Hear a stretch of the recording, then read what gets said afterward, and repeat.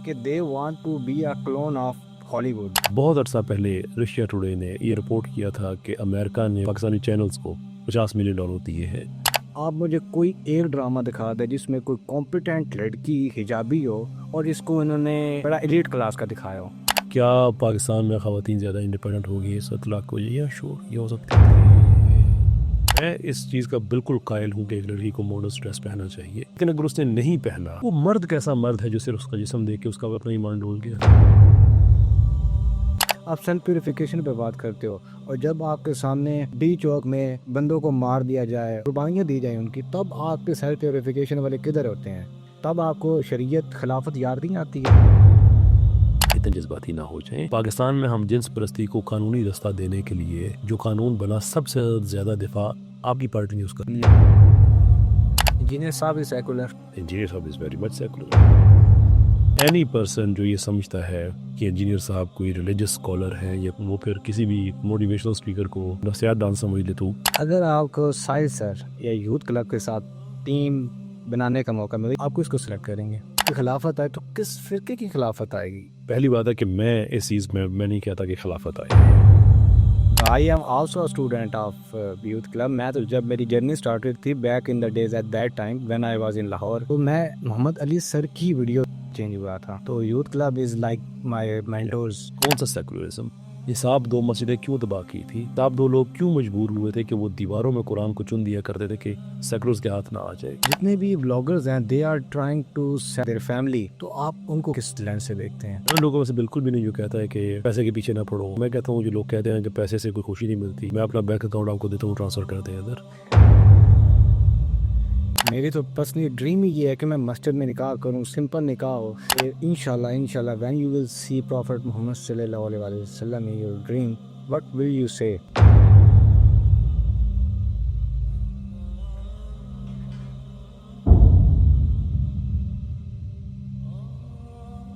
The best Dai award goes to Sahil Adin, Muhammad Ali, Taha Ibn Jalil, Mufti Tariq Masood, Raja Kaisar, Maulana Tariq Jameel.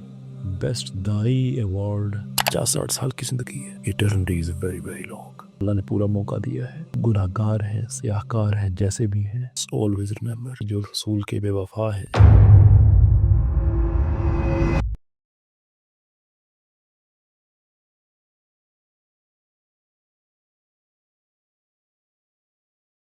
अच्छा sir, before jumping to the topic, I want to ask that ये आपके अंदर जो major change आया है, positive change आया है, आपने यही इंडस्ट्री क्यों सिलेक्ट की? लेट्स से कि अगर हम साहिल सर की एग्जांपल लेते हैं, ही इन्वोक्स खिलाफत आनी चाहिए।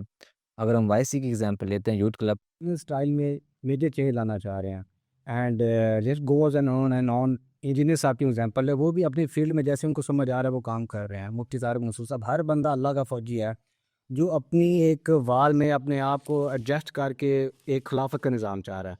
तो वी वांट टू नो कि आपके अंदर ये आइडियोलॉजी, ये स्कूल ऑफ थॉट कहाँ से आ रहा है? देखिए, हम लोग श्योर के सारे हजरात जो आपने गिने हैं ये खिलाफत के लिए काम कर रहे हैं, और इंजीनियर साहब को तो मैं इस लिस्ट में कभी भी नहीं गिनता। बड़ी बड़ी स्टेटमेंट दे रहे हैं आप। नहीं नहीं, इट्स वेरी क्लियर। देखिए, हमारे पाकिस्तान में शरीयत का नफाज होना चाहिए, ये एक आम पाकिस्तानी चाहता है। एक कंटिजेंट ऐसा है जो समझता है कि नहीं, सेकुलरिज्म अच्छा है। इंजीनियर साहब उनके लिए फ्रंटिंग करते हैं। वो कभी भी इस मामले में मुझे कोई गलतफहमी नहीं है। बाकी जो आपने कहा कि साहिल अदीम साहब ये कर रहे हैं या राजा ज़िया साहब जो कर रहे हैं, देखिए ये वेरी मच कंसिस्टेंट है जो हमारी इस्लामी तारीख़ है उस साथ कि अल्लाह के रसूल सल्लल्लाहु अलैहि वसल्लम ने भी सारे सहाबा को एक काम पे नहीं लगाया हुआ था। तो हमारे लिए क्या हुक्म है कि हमने वो सहाबा की जमात के मजमूई तौर पे जो उनका काम है हमने उसको फॉलो करना है आगे। तो आज हर आदमी अपने अपने स्किल सेट में, साहिल अदीम साहब, उनकी ऑडियंस जो ज़्यादा है वो दीनी जहन रखने वाली है, लेकिन वो उनको एक एक रास्ते की तरफ वो लाने की कोशिश कर रहे हैं कि हमें अपने मसाइल को हल करना है अपनी जो पोटेंशियल है उसको टैप करके। राजा ज़िया साहब, वाईसी की बाकी टीम है, वो वहाँ पे दीन पहुँचा रहे हैं जहाँ शायद नस्लों से भी ना पहुँचा हो, ऐसे हलकों में। तो वो उनका एक स्पेशलिस्ट काम है, वो कर रहे हैं। मेरे हिस्से में जो अवामी काम है तो सब अपनी अपनी फील्ड में कर रहे हैं, वो अल्लाह ताला कामयाबी दे हम सबको। अच्छा, तो सर रिसेंटली अभी फ़ाद मुस्तफ़ा जो बड़े फेमस एक्टर हैं, उन्होंने अपनी एक ट्वीट में दिया था, एक स्टेटमेंट दी थी जो मुझे बड़ी हार्श और बड़ी ना उसने मुझे हिट किया।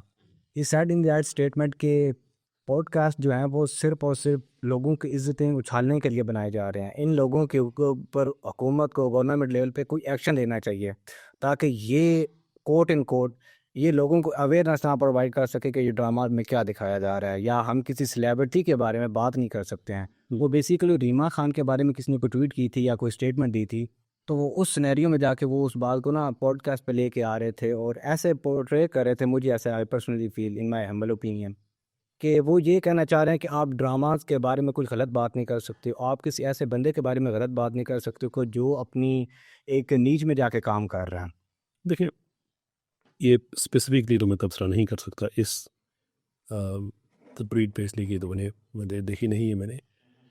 लेकिन जो जनरल बात है वो ये है कि जब आप पब्लिक में काम करते हैं तो आप पब्लिक को हक दे रहे होते हैं कि आपको फीडबैक दे। Okay. वो फीडबैक आपकी मर्ज़ी का भी हो सकता है, आपके ख़िलाफ़ भी हो सकता है, किसी ने फोर्स तो नहीं किया। तो अब बजाय इसके कि उनका अगर ये मफ़हूम है, अगर वाकई ये मफ़हूम है कि ड्रामों पे एतराज़ ना किया जाए, ये लोग हमें ऐसा क्यों कहते हैं, सेलिब्रिटी से भी बात कर लें। मतलब किसी पे भी सीधी बात ये है कि आप जब भी कहते हैं कि लोगों की इज़्ज़तें उछालना, भाई आप तो इज़्ज़त के बिज़नेस में ही नहीं है। आई एम सॉरी, बहसीत इंसान जो एक इंसानी इज़्ज़त है वो तो अपनी जगह पे है, वो आपसे कोई नहीं छीन सकता। लेकिन उसके बाद जो आपकी चॉइस है, आपकी इज़्ज़त डिपेंड उस पर करती है। हर आदमी ये समझता है कि उसकी इज़्ज़त होनी चाहिए, लेकिन इज़्ज़त मांगने की चीज़ है ही नहीं, ये कमाने की चीज़ है। आप ही कहते हैं हुकूमत को अगर एक्शन लेना चाहिए तो हुकूमत को उन फहाश सीन्स पे एक्शन लेना चाहिए जहाँ पे एक लड़का लड़की आपस में बगलगीर हो रहे हैं। अब तो इकट्ठे सोने के सीन भी शुरू हो गए। हुकूमत को इन चीज़ों पे लेना चाहिए कि इससे घरों की इज़्ज़तें महफूज नहीं रहेंगी। आप ये चाहते हैं कि आप जो मर्ज़ी करते रहें, जो बेहयाई बेशर्मी जो भी आप कर रहे हैं, फहाशी फैला रहे हैं, सरीहन कुरान में मना किया गया है। ये अल्लाह ताला की तरफ से कंडेमनेशन है उन लोगों के लिए जो चाहते हैं कि मुसलमानों के माशरे में फहाशी और बेहयाई आम हो जाए। आप उसके बिज़नेस में हैं और आप ये कह रहे हैं कि आपकी तनकीद अगर कोई करे तो आपकी इज़्ज़त पे हर्फ आएगा। आप दीन के जो अहकामात हैं उनकी धज्जियाँ उड़ा देते हैं। अगेन मैं फ़ाद मुस्तफ़ा साहब की बात नहीं कर रहा, ऑफ कोर्स डेफिनेटली आप जनरल को तस्वीर वो बता रहा हूँ। अपोज नहीं कर रहे हैं। तो मैंने चूँकि वो पोस्ट पढ़ी नहीं है, इसलिए मैं एक जनरल बात कर रहा हूँ कि जो आदमी भी ऐसी बात करे कि आप दीन की इज़्ज़त पामाल हो जाए और आप पामाल करने वाले हों तो आपको मसला नहीं है, लेकिन आप पे तनकीद कर दी जाए अगर, तो अचानक से आपको मसला हो जाता है कि आपकी इज़्ज़त में कुछ हुआ है।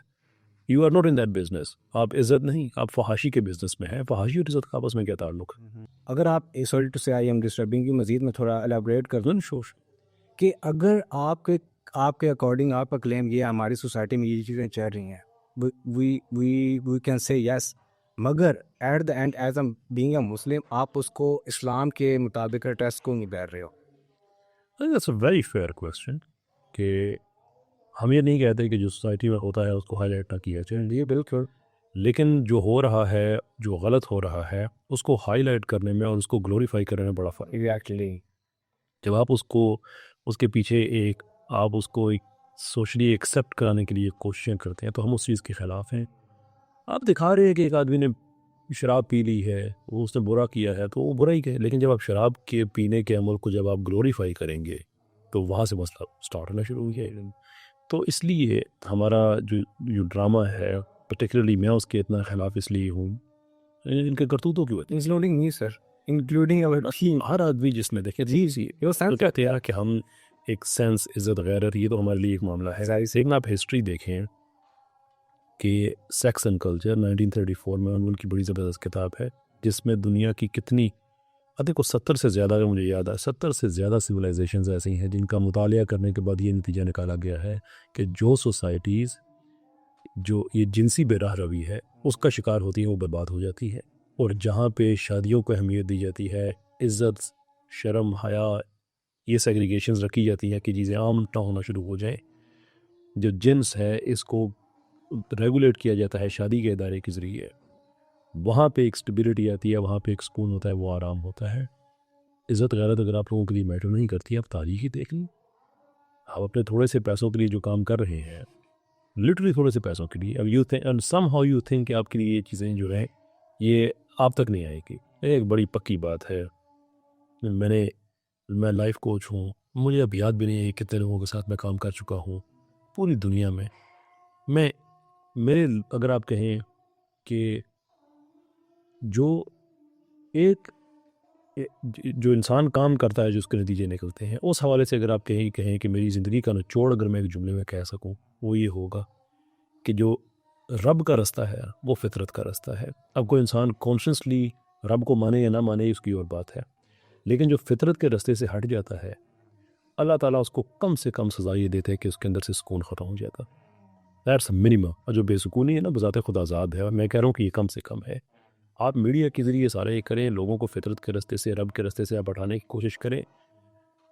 क्या वजह है कि हमारे अक्सर लोग ड्रामा इंडस्ट्री के मीडिया में, वहाँ पे भी आप देखें वेस्ट में जो खबरें आ रही होती हैं, बहुत कम होता है कि किसी की मौत अच्छे तरीके से हुई, किसी को अकेला तन्हाई में कोई मरा, कोई पता चला कि वो उसने खुदकुशी कर ली, किसी ने अपनी नस काटी। ये बड़े बड़े लोगों में मैं बात कर रहा हूँ, मेरे बड़े बड़े लोगों की। Look at Amy Winehouse and all these people. Pakistan में आप देखें आमतौर पर तन्हाई का शिकार हो के तरह तरह की बीमारियों में। Just understand this. या आप जो कुछ कर रहे हैं ये नहीं हो सकता, ये नहीं हो सकता कि आपके ज़मीर के उसका बोझ ना पड़े, और आप इतने ताकतवर नहीं है कि ज़मीर के बोझ को। एक ही तरीका होता है, कॉन्शियसली जो आदमी ज़मीर के बोझ को कहता है ना कि मैं बर्दाश्त करूँगा, असल में वो बेगैरत हो चुका होता है। लेकिन इसका क्या मतलब है कि बेगैरत होने के बाद चीज़ें अल्लाह ताला आपको महसूस नहीं कराएगा। वो आपको वहाँ महसूस करेगा जहाँ मरने से पहले आप इस दुनिया में देखिए, यहाँ से आपको मान दें। और उसके बाद में जो आखिरत का मामला है वो तो अपनी जगह पे खड़ा ही। सर मैं ना आपको एक थोड़ी सी मज़ीद क्लैरिफिकेशन देता हूँ कि मैंने ऐसे ऐसे लोग देखे हैं जो सिर्फ ट्रॉमास की वजह से, आई होप आपके पास मेरे से ज़्यादा केसेस आते होंगे क्योंकि आप तो यूथ से इंट्रक्शन करते हैं रिसेंटली। सर अभी ना ये पाकिस्तान में पहले इतना ज़्यादा कल्चर नहीं था, अभी ये बहुत ज़्यादा कल्चर इन्हेंस हो चुका है कि जिसमें वेब सीरीज़ आ रही होती हैं, जिसमें इंडिया ड्रामा ने पाकिस्तान से एक्सपायर होके पाकिस्तानी ड्रामा इतने ज़्यादा कंटेंट इनका वायरल हो चुका है कि ये क्लेम ये करते हैं कि ऑल ओवर द वर्ल्ड हमारे ड्रामा सबसे ऊपर हैं। और उनसे इंस्पायर होके अभी इंडिया वालों ने एक वेब सीरीज़ लॉन्च की हैं जिसमें ये होता है कि जो एक खैर हालात तो नहीं कह सकते मगर एक भाभी और एक देवर का रिश्ता होता है, उसमें उन्होंने एक बहुत ही ना हराम और इतने ज़्यादा इमोडेस्टी दिखाई है ना, उसका मैं आपको अभी एक प्रूफ देता हूँ। फेल दोस्त हैं वो, मैं कॉन्टेक्स्ट इसमें बोल रहा हूँ कि जो ड्रामाज कहते हैं ना कि ड्रामा मासूम होते हैं या रैपर्स मासूम होते हैं, ड्रामा देखने से कोई फ़र्क नहीं पड़ता, मैं उनको ये स्पेशल स्टोरी कोट कर रहा हूँ। वो लड़का ड्रामा देता था वेब सीरीज़ जो इंडिया की आ रही हैं, तो उसके अंदर इतनी ज़्यादा वहशत और इतनी ज़्यादा नेग्रोपन आ गया ना, उसने क्या किया कि उसने ड्रामा में ये दिखाया जाता था कि आप अपनी भाभी से ना, I don't tell that way. Where's the idea? हाँ जी। ते उसने अपनी भाभी को सेम मैसेज किए एट द नाइट ऑफ 12 के लगभग, और उसमें इतनी ज़्यादा बगैरती उसने की हुई थी। और उसकी भाभी ने क्या किया, उसने अपने खावन को बता दिया, उसने कहा कि देखो तुम्हारा भाई मुझे मेरे साथ ना ये चैटिंग कर रहा है। तो उसके भाई ने कहा कि अगर तो आप मुझे कहती हैं ना, मैं अपने भाई को अभी गोली मार देता हूँ, या मुझे कहते हैं मैं खुद को गोली मार देता हूँ। अब बताएं, आप ऐसे ड्रामा दिखा के सोसाइटी के अंदर ये प्रिटेंड करना चाहते हैं कि आप सुकून ला के आ रहे हैं, क्या इस पे माशरे का कोई असर नहीं पड़ता है? और वो ये क्लेम करते हैं कि हम दिखा रहे हैं, अवाम इसे इंस्पायर अच्छी भी तो ले सकती है, इससे बुरी इंस्पायरेशन क्यों ले रहे हो? हम जैसे अभी ये भाई की एग्जांपल है। नहीं, हम एग्जैक्टली यही बात कहते हैं कि लोग इससे अच्छी इंस्पिरेशन ले सकते हैं, ऑफ कोर्स ले सकते हैं, लेकिन ये नहीं हो सकता कि आप गंदगी लोगों को दें और कहें कि लोग इससे खुशबू भी ले सकते हैं, और खुशबू वाला प्रोडक्ट दें तो लोग ले लेंगे ना। जैसे मना किया है आपको, हम तो तमसील के खिलाफ नहीं है, हम आर्ट के खिलाफ नहीं, ये हम ये कहते हैं कि आप इसको एक अच्छे तरीके से आप इसे इस्तेमाल कर सकते हैं कि जो सोसाइटी के अंदर को। फिर देखें, हम 90s के ज़माना बड़ा एक तरह का कह सकते हैं गोल्डन एरा था पाकिस्तान के ड्रामे का। हम उसमें क्या देखते थे? उसमें हम एक ज़िंदगी देखते थे, खेत खलियान हैं, भट्टे पे मजदूरियाँ की जा रही हैं, कोई तांगे वाले की कहानी है, कोई रिक्शे वाले की कहानी है, जो एक्चुअली जो पाकिस्तान के जो मैसेज हैं उनका कंसर्न है। आज हमारा ड्रामा जो हमारी सुपर रिच एलीट है उनकी लाइफस्टाइल के अराउंड बनता है। 80-90% शूटिंग इंडोर हो रही होती है, और कहानियाँ 5-7 हैं, उन्हीं को रीगर्जिटेट करके वो 3-4 टॉपिक्स हैं उनके आग भी हो रही हैं, ठीक है, दैट्स इट। मैं कहता हूँ कि देखिए, अल्लाह ताला सबके पर्दे रखे, ज़ाती ज़िंदगी में लोग गुनाह करते हैं। मैं ऐसा आदमी हूँ ही नहीं जो लोगों से कहूँ कि तो तुम गुनाह से बच जाओ वो ज़िंदगी भर गुनाह ना करना या मेरे रब की रिक्वायरमेंट नहीं है, मेरी कैसे हो सकती? नहीं, मैं कहता हूँ कि गुनाह को सिस्टमेटिकली एक्सेप्ट ना करो। जिस इंसान की ज़ाती ज़िंदगी में गुनाह चल रहा है, अल्लाह ने पर्दा डाला है, अल्लाह का पता एक्सपोज ना है। करें। और उसके ना सिर्फ ये कि एक्सपोज ना करें, दूसरा उसको ये ना करें कि ये नॉर्म है, क्योंकि एक सोसाइटी का नॉर्म जो होता है, अगली जो जनरेशन होती है, एक जनरेशन का नॉर्म अगली जनरेशन में वो उससे 5 गुना ज़्यादा हो जाए, यूज्ड टू हो जाती है, कहते हैं कि ये नॉर्मल चीज़ है। तो फिर आप आगे ही आगे बढ़ते हैं। Yes, definite. तो इसलिए अब जो अब हमारा काम है कि मैसिव लेवल पे लोग हैं पूरे पाकिस्तान में, 1-2 ऐसे लिबरल और सेकुलर, मैं पर्सनल भी नहीं कहूँगा, शायद 0.1% कुछ ऐसे लोग हों जो कहते हैं कि नहीं, जो ड्रामे वाले कर रहे हैं वो ठीक है।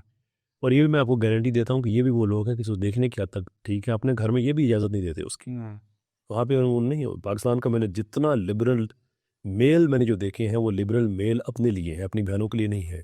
अपनी माँ का वो खुली मुनाफिकत ऐसी बात, उनसे कहता हूँ, कई दफ़ा कहा तो गुस्सा भी कर जाते हैं, ये तो आप पर्सनल हो गए। मैं कहता हूँ लो, बहनें नहीं हैं आपकी, बहनें हैं। अपेरेंटली। तो अब चूँकि मैसेज के लोग जो हैं वो इस चीज़ से इख्लाफ़ रखते हैं, तो अब हमने एक डायरेक्शन देनी है। वो डायरेक्शन देने का ये तरीका है कि हम कानून के दायरे के अंदर रहते हुए बाइकआउट करें, हम अदालतों में जाएं, पाकिस्तान का कानून अप्लाई करें, और इन लोगों को लिटरली अदालतों में घसीटने के बाद उन्हें बताएं कि अगर कंटेंट कंज्यूमर हम हैं तो फिर हमारी मर्ज़ी का कंटेंट होगा, आपकी मर्ज़ी का नहीं होगा। आप ये काम नहीं कर सकते। इसलिए जो हमारा जितनी भी मेहनत हम कर रहे हैं रिवाइवल के प्लेटफॉर्म से, कल्चरल रिवाइवल की, उसमें ड्रामे का मेरी जो इख्तलाफ है उसकी वजह ये है, ऐसा single handedly is driving our society to a base, and मैं इसको जो पॉइंट ऑफ नो रिटर्न है उस पर जाने से पहले मैं चाहता हूँ कि लोग उठ खड़े हों। ओके सर, वो क्लेम ये करते हैं कि आप Raja Kaisar, Faisal Imran, nothing else matter. हम एक ड्रामा लॉन्च करते हैं, उस पर 3-3 मिलियन व्यूज़ आ जाते हैं एक दिन के अंदर, तो विद इन फ्यू वीक के अंदर।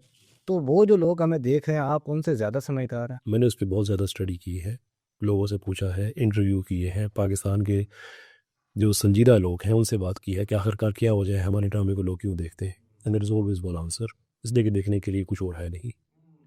आप जब सारा दिन एक, और ये जो ऑडियंस है ज़्यादा वो फीमेल ऑडियंस है, जब आप उनके सामने यही सर्टन प्रोडक्ट्स रखेंगे तो आप इससे ज़्यादा कि आप बेहतर से, यानी इससे बेहतर कि हम फोको नहीं कर सकते हैं।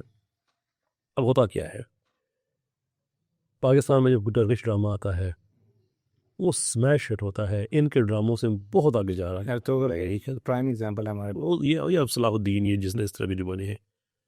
अब मैं ये नहीं कहता कि उनमें सब सच दिखाया जाता है, I don't say that. Do you support them? What हम जो वजह है उसको बयान कर रहे हैं कि वो ये है कि वो सारे सच्चे नहीं हैं, दैट्स अग्रीड। बहुत से जो हिस्टोरिकल फिगर से इंस्पायर्ड है, अग्रीड।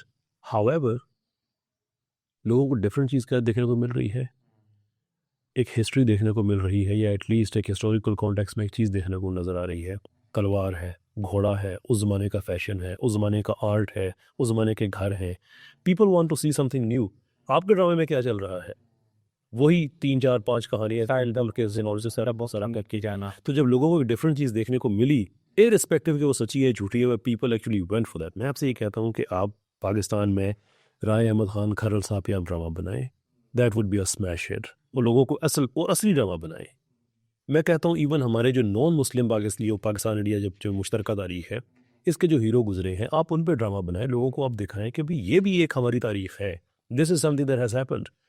लेकिन वो बस घूम फिर के वो उन्हीं चीज़ों पे, तो ये लोग देखते हैं, उसकी ये बिल्कुल वजह नहीं है कि लोगों को बड़ी मोहब्बत है इनसे। ये इंफीरियरिटी कॉम्प्लेक्स कह सकते हैं इस चीज़ को, कि ये बस प्यार मोहब्बत ब्रेक के बाहर निकल ही नहीं सकते हैं। नहीं, इन्फीरियोरिटी कॉम्प्लेक्स है वो, तो अगर वो उस तरफ खत जा रहे हैं, हमारी एक्ट्रेसेस जो हैं इंडिविजुअल्स, उनमें तो बहुत इन्फीरियोरिटी कॉम्प्लेक्स। मैं इसलिए कह रहा हूँ ना, इस सिनेरियो में ये बात कर रहा हूँ कि they want to be a clone of Hollywood. देखिए इंडिविजुअल इनके फैशंस वगैरह देखें ना तो आपकी बात ठीक है, लेकिन जो हमारा ड्रामा मजमूई तौर पे है वो इन्फीरियोरिटी में तो नहीं है उसका कॉम्प्लेक्स, लेकिन सर्टनली एक सिस्टमेटिक एफर्ट है। और सिस्टमेटिक एफर्ट के बाद देखें, जब आप एक प्रोसेस आप इन्वोक करते हैं तो आप उसको एक नतीजा चाहिए होता है। बहुत अर्सा पहले रशिया टुडे ने ये रिपोर्ट किया था कि अमेरिका ने पाकिस्तानी ड्रामों को, पाकिस्तानी चैनल्स को $50 मिलियन दिए हैं। वो क्या इस्लाम सिखाने के लिए दिए थे? और सेक्सुअलिटी एक्टिविटी। जो कुछ हो रहा है वो यही कुछ था। और आज भी जो कुछ हो रहा है हमारे ड्रामों में, ये कहते हैं कि हम माशरे की उन चीज़ों पे पॉइंट आउट करते हैं जो एग्जिस्ट कर रही हैं। जो एग्जिस्ट कर रही हैं। बट द प्रॉब्लम इज़ कि आपका जो ड्रामा बनाने वाला जिस एलीट को के लाइफस्टाइल को दिखा रहा है, उसका तो पाकिस्तान के बाकी मैसेज से लेना देना ही नहीं है। एग्जैक्टली तो ये आपके घरों के प्रॉब्लम हो सकते हैं। मैं भी यही बात करने लगा था, ये आपके घरों में ऐसे हो सकता है, हमारे घरों में ऐसा नहीं होता है, और इसका हमारे माशरे में इतना ज़्यादा लड़कियों के पे बुरा असर पड़ता है। मैं ये कि एक जैसे आपने बड़ी खूबसूरत बात किया, अगर आप स्टैंडर्ड्स को इंक्रीज़ नहीं कर सकते हो तो देख लें, आप शादियों जैसे कल शादियों का कल्चर चलता है, आप मुझे कोई एक ड्रामा दिखा दें जिसमें कोई कॉम्पिटेंट लड़की हिजाबी हो और इसको इन्होंने बड़ा एलीट क्लास का दिखाया हो। क्या होता है कि एक भी लड़की हिजाबी है या जैसे कि वो मौलवी है, बुरा आदमी मौलवी के रूप में, शलवार कमीज के रूप में, एक्सट्रीमिस्ट होगा, तो आप वाली होगी। यस अपनी बेटियों को पीटता होगा। What they are trying to show कि सिर्फ इस्लाम यही है, इन कोट एंड कोट, ये वो यही साबित करना चाहते हैं ना कि इस्लाम बस एक्सट्रीमिज्म की तरफ है, मौलवी जो अपनी बेटियों को बाहर नहीं जाने देता, और जो भी हिजाबी है वो कॉम्पिटेंट नहीं है। बिल्कुल या ट्रू, यही वो प्रोजेक्ट करना चाहते हैं। और देखो मतलब इसमें भी उन्होंने वो वी कैन से मर्ज कर सकते हैं, जो आप कह रहे हैं कि उन्होंने इतनी अमाउंट दी है वो इस्लाम को के लिए दी है। देखिए उसका, अब जब आप पैसे देंगे तो जाहिर सी बात है कि वो पैसे भी वेस्ट से आ रहे हैं। तो वेस्ट में तो मुहावरा है कि there is no such thing as free lunch. Free lunch कुछ भी नहीं होता। कोई आदमी आपको फ्री में अगर लंच करा रहा है ना, तो उसमें कोई मकसद है। तो जो आपको $50 मिलियन दे रहा है, और वो भी आज की करेंसी की बात नहीं कर रही, ये कोई 15-18 साल पुरानी खबर है, अगर मुझे ठीक याद आ रहा है। उस ज़माने का जो 50 मिलियन है वो है तो मैसिव अमाउंट। अब इशू ये है कि उसके बाद जो कंटेंट प्रोड्यूस होगा बस आपकी मर्ज़ी का तो नहीं होगा, because you sold your soul already. तो बहरहाल ये तो खैर उनका जो काम है। मैं इसमें ज़्यादा दिलचस्पी रखता हूँ कि हमारा रिस्पॉन्स क्या हो सकता है। तो हमारा रिस्पॉन्स ये होना चाहिए कि भाई मुल्क का कानून आप पे भी अप्लाई होता है। एक मुल्क का कानून ये है कि आप चरस नहीं पी सकते, आपको पकड़ा जाएगा। मुल्क का कानून ये है कि आप ना महरम औरत को हाथ नहीं लगा सकते। तो ये है कानून बात, ये हमारे आइन से भी इंस्पायर्ड है। हमारा जो नफाज शरीयत एक्ट, जितने भी हमारे हैं, ये हमारी चीज़ें जो हैं ये बड़ी बातें हैं उसके अंदर। आप नहीं कर सकते, इट्स दैट सिंपल। अगर ये हराम कारी करनी है, एक ही तरीका है उसका, बनाओ एक ऐसी सेकुलर पॉलिटिकल पार्टी जिसके मैनिफेस्टो में ये लिखा हुआ हो कि हम आएंगे तो पाकिस्तान में इस्लाम को साइड पे कर देंगे, और पाकिस्तान के अंदर जितनी भी सेक्सुअल प्रोमिस्क्यूटी जो कुछ भी है सारा कुछ हम ओपन कर देंगे, और लोग आपको फिर वोट देते हैं, आप ताकत में आते हैं। That would be only way. हम रजिस्ट उसके ख़िलाफ़ भी करेंगे पीसफुल तरीके से, डेमोक्रेटिक तरीके से, लेकिन एटलीस्ट आपके पास एक लेजिटमेसी होगी कि आपके काम कर सकते हैं, कि पब्लिक ने आपको बैक किया है। अगर आप पाकिस्तान के अंदर जहाँ पे ये चीज़ तयशुदा है कि कोई कानून इस्लाम के ख़िलाफ़ नहीं बन सकता, जहाँ ये तयशुदा है कि रियासत की ये पॉजिटिव ऑब्लिगेशन है कि सोशल ईवल्स को ख़त्म करेगी, उसके लिए इदारे बने हुए हैं, आप उनके सामने सामने सारी वो हरामकारी कर रहे हैं जो कानून में जिसकी इजाज़त ही नहीं है, शरीयत में जिसकी इजाज़त ही नहीं है। आप जुर्म कर रहे हैं और आप पैसा कमा रहे हैं। वो कहते हैं क्राइम डजंट पे, क्राइम एक्चुअली पेस। हम उसका रास्ता रोकना चाहते हैं, ये ठीक नहीं है। बस शुक्र है अभी तक इन्होंने इस फील्ड में कदम नहीं रखा कि जिसमें एक ये इस्लाम में आके कोई इनोवेशंस कर रहे हों या एक्सट्रैक्शन कर रहे हों, लेट्स से कि कोई नबी लेके आ रहे। मैं डरता हूँ इस चीज़ से कहीं ये भी ना लेके आ जाएं, जिस ये अपने जिनको they sell their soul to the devil. तो मुझे हैरत नहीं होगी। अच्छा देखें 90s में, बात मैंने कई दफ़ा पहले कही है कि 90s का ड्रामा जो बड़ा हमारा गोल्डन एज होती थी, उसमें कभी कभी समटाइम्स होता था कोई एक वल्गर सीन आता था तो लोग माइंड नहीं करते थे, जिसका नतीजा आज ये है कि जो कुछ आज चल रहा है ये हम सोच नहीं सकते थे। तो आज लोग रेजिस्ट नहीं करेंगे तो फिर 2045-2055 में क्या क्या ऐड हो चुका होगा। What do you expect from a layman जिसको ये नहीं पता कि ड्रामास का मतलब क्या होता है? वो सुबह जा रहा है, दिहाड़ी करके आ रहा है, अपने बेटों को वो चैनल अप करने के लिए पूरी एफर्ट कर रहा है, और एक वो पाकिस्तान का मेजोरिटी जो तबका वो मिडिल क्लास से बिलोंग करता है, आप उनसे क्या चीज़ एक्सपेक्ट करते हैं कि वो बाइकआउट करके रख दें? बिल्कुल, हम यही एब्सोल्युटली यही मकसद है कि आप खड़े हो जाएं, आप बाइकआउट करें।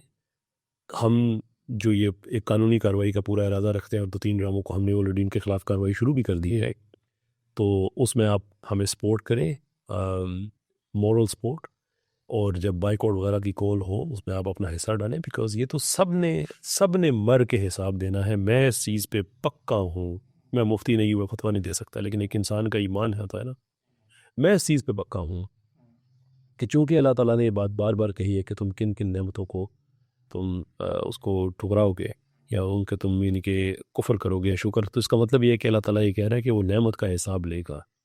इस माशरे में इंसान के पास, उसके पास नेमत हो वाईफाई की, इंटरनेट की, एहतजाज की, अदालत की, कानून की, और उसके सामने सामने उसके माशरे पे इस्लाम को साइड लाइन करके total liberal secular values media के अंदर आज ये इंसान को शेयर करे, आम कन्विंस के इसका हिसाब देना होगा।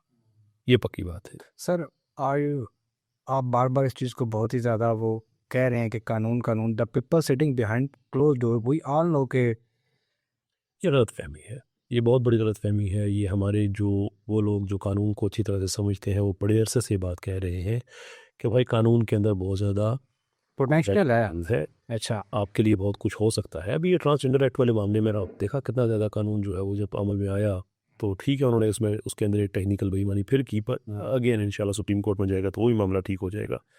The point we are making is कि इस तरह के मामलात, इस तरह के हालात जब पैदा होते हैं तो आपका पहला कदम जो है वो कानून वाला है। आप उसको इग्नोर करके उसके बाद आप जो भी करेंगे, आप भी तो गैर कानूनी काम ही कर रहे हैं ना, तो उसका फ़ायदा नहीं है। मैं कहता हूँ मुल्क का कानून जो आपके हक में है, what else do you need? Sir being a professional, आपने आज तक क्या स्टैंड किया अगेंस्ट दीज सेकुलर या लिबरल्स कह लें या ड्रामा इंडस्ट्री के खिलाफ? कोई एक्शन, कोई हमें या हमने इन पे FIA में हमने रिपोर्ट्स फाइल की हैं। उसके साथ अब कुछ चीज़ें हैं वो यानी कि उनकी जो अपडेट्स हैं वो मेरे पास है, लेकिन इस वक्त उनको स्ट्रेटेजिकली रिवील करना मुनासिब नहीं है।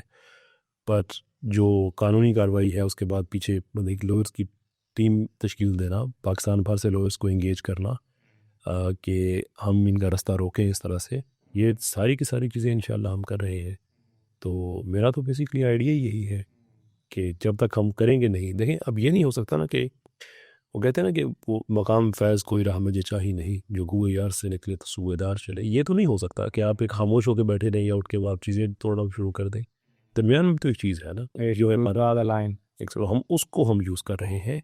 उसके लिए हमारी जो एक लीगल एफर्ट है वो अल्हम्दुलिल्लाह शुरू हो चुकी है, और हमारा आइडिया ये है कि हम टाइम लाइन अभी देना मुश्किल है, but what we want to be able to do is के रेवोल्यूशनिस्ट के प्लेटफॉर्म से या फिर रिवाइवलिस्ट रिवाइवलिस्ट चीज़ सॉरी मुझे भी डरा दिया था कि मीटर पर बहुत ज़्यादा वो एक्चुअली मेरी टीम के उन्होंने ये हैशटैग यूज़ किया था तो वो मेरे माइंड में था। जो रिवाइवलिस्ट का प्लेटफॉर्म है। जी बिल्कुल सही। अच्छा sir, let's talk about feminism. अगर हम इसी कॉन्टेक्स्ट में इस चीज़ को रखते हैं, अगर आप हॉलीवुड की एग्जांपल लें, मार्वल स्टूडियो के स्पेसिफिकली एग्जांपल लें, हर मूवी में उन्होंने एक फीमेल कैरेक्टर ऐसी रख दी है जो एक मेल के साथ कॉम्पिटेंट हो रही है। जो अगर हम टोनी स्टार को देखते हैं, मैं इसलिए पॉइंट आउट कर रहा हूँ क्योंकि मेरा डेप्थ टारगेट यूथ ही है।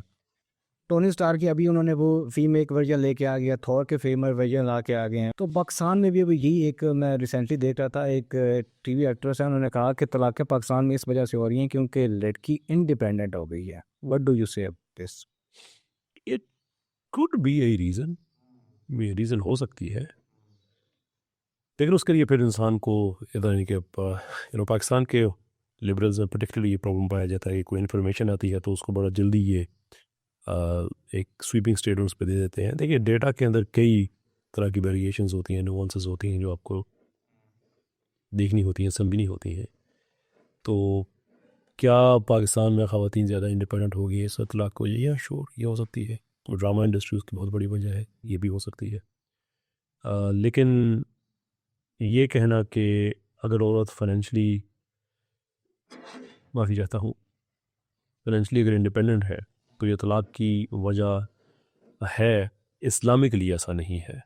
क्योंकि इस्लामिकली तो ये है कि जो औरत फाइनेंशली अपने बिज़नेस से, अपने कैरियर से जो कुछ कमाती है वो तो उसने घर में देना ही नहीं है, उसका अपना है, तो ये तो तलाक़ की कोई वजह बन ही नहीं सकती। हाँ, और कोई वजूहात ऐसी हो सकती हैं जिसके नतीजे में वो सोच सकती है कि मेरी तो फाइनेंशियल डिपेंडेंस है नहीं, यहाँ पे मैं क्यों रहूँ इसके साथ। अब वो उसकी सास के साथ झगड़ा हो सकता है, उसके हस्बैंड के साथ कोई ऐसे प्रॉब्लम हो सकते हैं, दैट्स अ डिफरेंट मैटर। जो फेमिनिस्ट हमारी बहनें ये क्लेम कर रही होती हैं कि we want rights like a man, हमें मैन वाले राइट चाहिए, हमें बराबरी चाहिए, तो वो किस सेंस में बात कर रही होती हैं? अगर वो डिपेंडेंट हो के मतलब इस सिनेरियो में अगर आप उससे ये पूछना वो किस नॉनसेंस में बात कर रही हो, Yeah. मेरे लिए जवाब देना ज़्यादा आसान हो जाए। Okay. It's just nonsense. मर्दों वाले हकूक़ आपको चाहिए, क्यों? कभी किसी मर्द से सुना है हमें औरतों वाले हकूक़ चाहिए? आप तो मांग रहे हैं sir. This is just nonsense. मैं कहता हूँ कि हम मर्दों ने औरतों ने हकूक मांगनी शुरू कर, अच्छा, लग पता जाएगा। ओके। देर इज अ जो जो स्टुपिडिटी होती है ना, उसकी एक लिमिटेशन होती है। They just don't know where it is.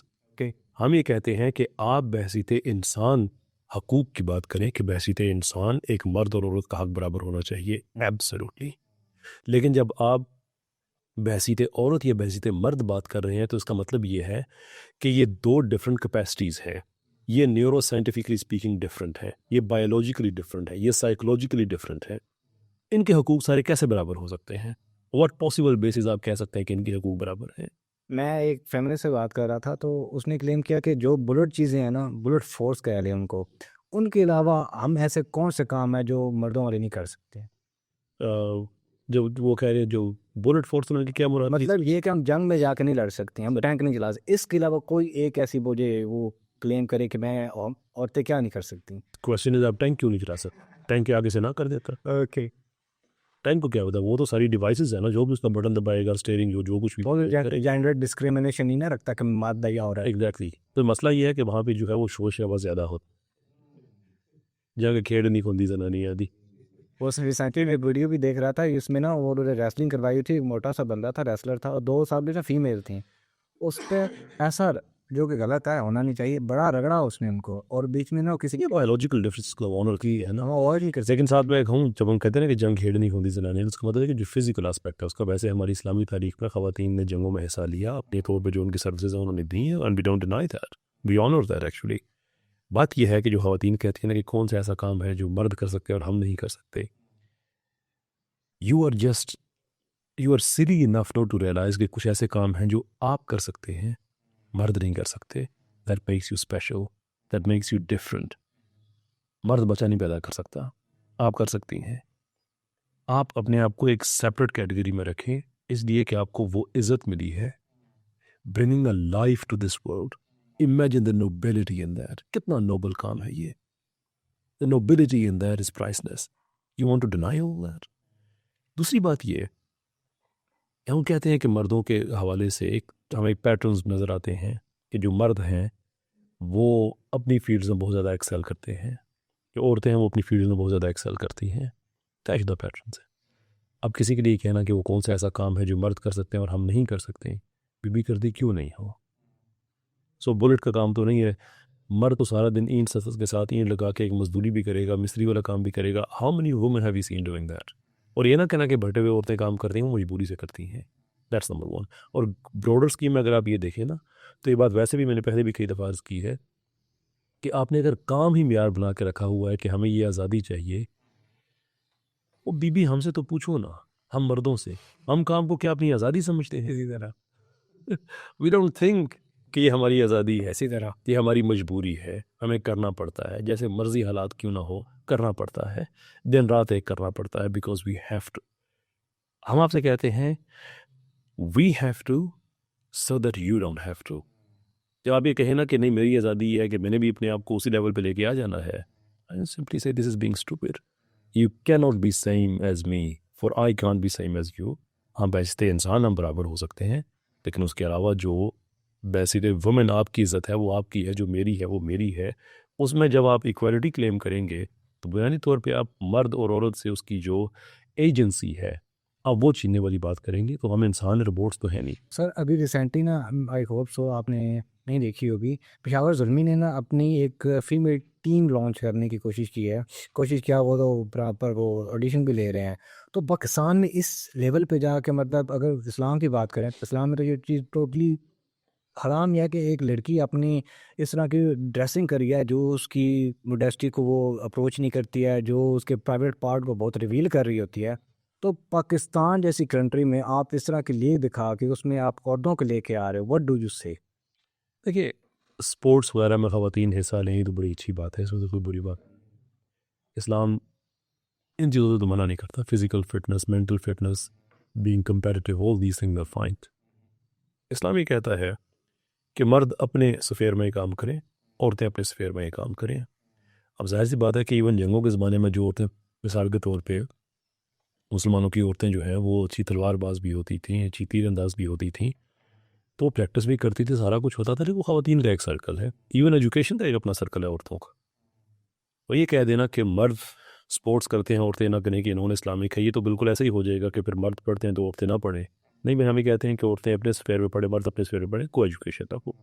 ऐसे ही ख़वातीन स्पोर्ट्स करें, क्रिकेट खेलें, जो मर्जी करें, लेकिन जो बात आपने कही है कि अगर वो उनकी सारी स्किल को रिड्यूस कर दे, या जब टेलीविज़न पे दिखा रहे हैं, let's be very honest about, कोई आदमी वुमेन क्रिकेट में दिलचस्पी नहीं लेता।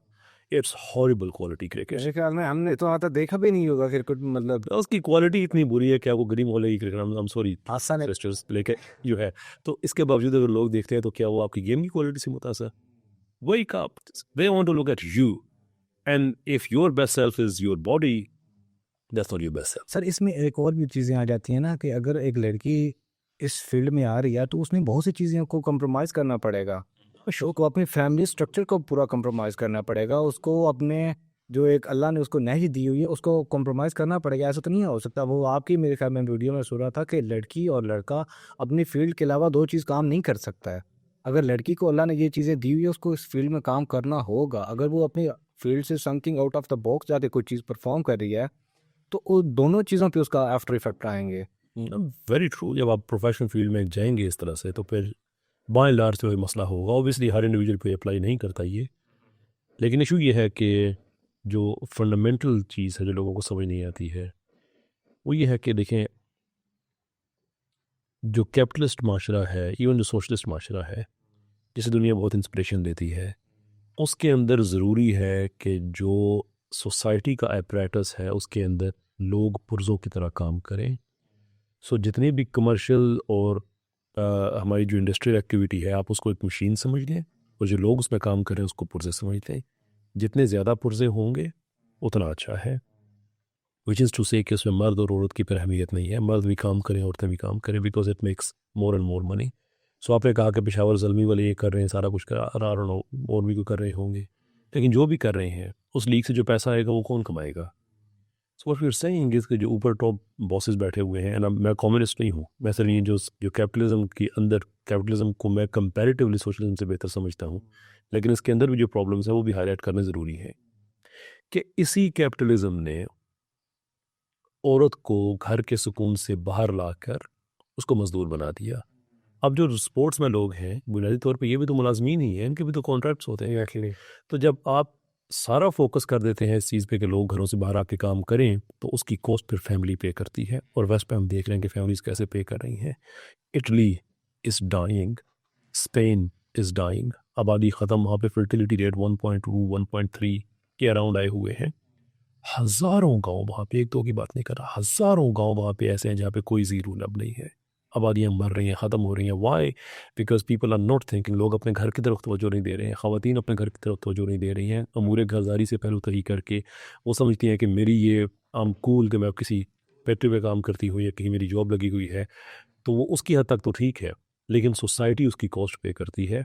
ये तो हिस्टोरिकल पैटर्न्स तय हैं, इसको तो कोई आदमी डिनाई नहीं कर सकता है। नहीं सर, आई मीन टू से, मैं उस सिनेरियो में बात करूँ कि एक लड़की अपने प्रॉपर ड्रेसिंग करके नहीं आ रही, एक लड़की नहीं 1000 लड़कियां हैं, तो आप किसको ब्लेम करेंगे? मैं अगर उस लड़की के साथ अगर कुछ हो जाता है तो मैं दोनों को करूँगा।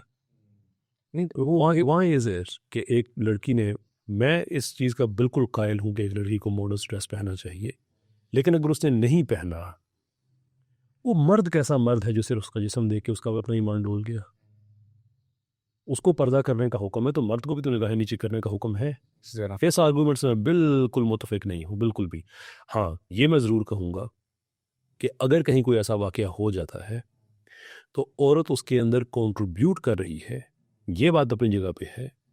ये बिल्कुल ऐसे ही है कि जो जो लोग ये कहते हैं कि बात है, इमरान खान साहब ने भी कही थी कि वो रोबोट तो नहीं है, ये बात मैं बिल्कुल मानता हूँ, ये बिल्कुल मैं बात मानता हूँ। But what people need to understand is कि once you lose the control, आप कंट्रोल किसी के हाथ में दे देते हैं, तो उसके बाद फिर आप ये नहीं कहते कि तुमने कितना ये कंट्रोल यूज़ करना है। So the point I am making is कि एक औरत है, वो इस्टाइल अंगेज़ कपड़े पहन के जाती है, मर्दों की नज़रों में आने के लिए करती है, और उसके बाद एक बेगैरत मर्द है कोई जो लाइन क्रॉस कर जाता है, हाँ। तो वो तो बेगैरत है ही है, लेकिन ये औरत द फैक्ट कि इसने सारा माहौल फराहम किया है, ये एग्जोनरेट नहीं हो सकती है। लोग कहते हैं कि नहीं, ये तो फिर आप जो विक्टिम ब्लेमिंग कर रहे होते हैं वो कहते हैं, मैं कहता हूँ ये कॉमन सेंस है। आप अपने घर में ताला लगा के इसलिए जाते हैं कि चोर ना आ जाए। अगर चोर आके ताला तोड़ दें तो हम चोर को इल्ज़ाम देते हैं अगर आप घर घर खुला छोड़ दें तो हम चोर को फिर भी इल्ज़ाम देते हैं, लेकिन आपसे कहते हैं आपने ताला क्यों नहीं लगाया हुआ था? डज़ दैट मीन कि हम विक्टिम ब्लेमिंग कर रहे हैं? नहीं, हम कॉमन सेंस को अपील कर रहे हैं। We are doing the same thing in here. लेकिन ये आर्गूमेंट मैं नहीं मानता कि एक औरत ने अगर इश्ताल अंगेज़ कपड़े पहने हुए हैं तो मर्द को जस्टिफिकेशन मिल जाती है और उसको हम इल्ज़ाम नहीं दे सकते। उसको पहले इल्ज़ाम देंगे हम, पहले मर्द। जो औरत है उसने गलत किया है, उसको ऐसा नहीं करना चाहिए, लेकिन ये मर्द का कोई दिफा नहीं तो है। पाकिस्तान में इंसाफ क्यों नहीं मिलता कि ऐसी औरतों को, मैं बहनी के बहनों को जिनके साथ नाइंसाफ़ी होती है, तो ऐसे मर्दों को हम फांसी क्यों नहीं देते? देखिए, बात किसी एक एलिमेंट में, ये एक जुर्म है सज़ाए मौत की नहीं है। हम जो कहते हैं कि इस मुल्क में शरीयत नाफज होनी चाहिए, शरई सज़ाएँ होनी चाहिए, लोग स्पीडी जस्टिस देखें, जो सज़ा बनती है शरीयत के मुताबिक वो लोगों को मिले, जुर्म रुक जाएगा, नो क्वेश्चन अबाउट इट। मसला हमारे इसी सेकुलर तबके का है कि जो ये चाहते हैं कि मुल्क के सोसाइटी में कुछ भी गलत ना हो, जितना मर्ज़ी हम उसके लिए अकोमोडेट करें, ड्रामों के ज़रिए लोगों के जहन में हिजान खेज़ी पैदा करें, ज़ूम मनी जुमलों वाला जो एक कॉमेडी शो वगैरह इस तरह के हैं जो सेक्सुअली बड़े सजेस्टिव होते हैं, हम वो भी करें सारा कुछ, लेकिन लोग फिर भी कोई असर ना लें इसका। लेकिन अगर किसी ने असर ले लिया है, उसने गलत काम किया है, उसको सज़ा ना दें। फिर आप ये कम से कम उसको वो सज़ा ना दें जो वेस्ट में पूरी समझी जाती है। ये कोई अकल का आर्गूमेंट है? ये आप जो सज़ा बनती है वो दें, पब्लिकली दें, उसके बाद सोसाइटी आपकी आहिस्ता आहिस्ता आहिस्ता बिल्कुल रास्ते पे आना शुरू हो जाती है।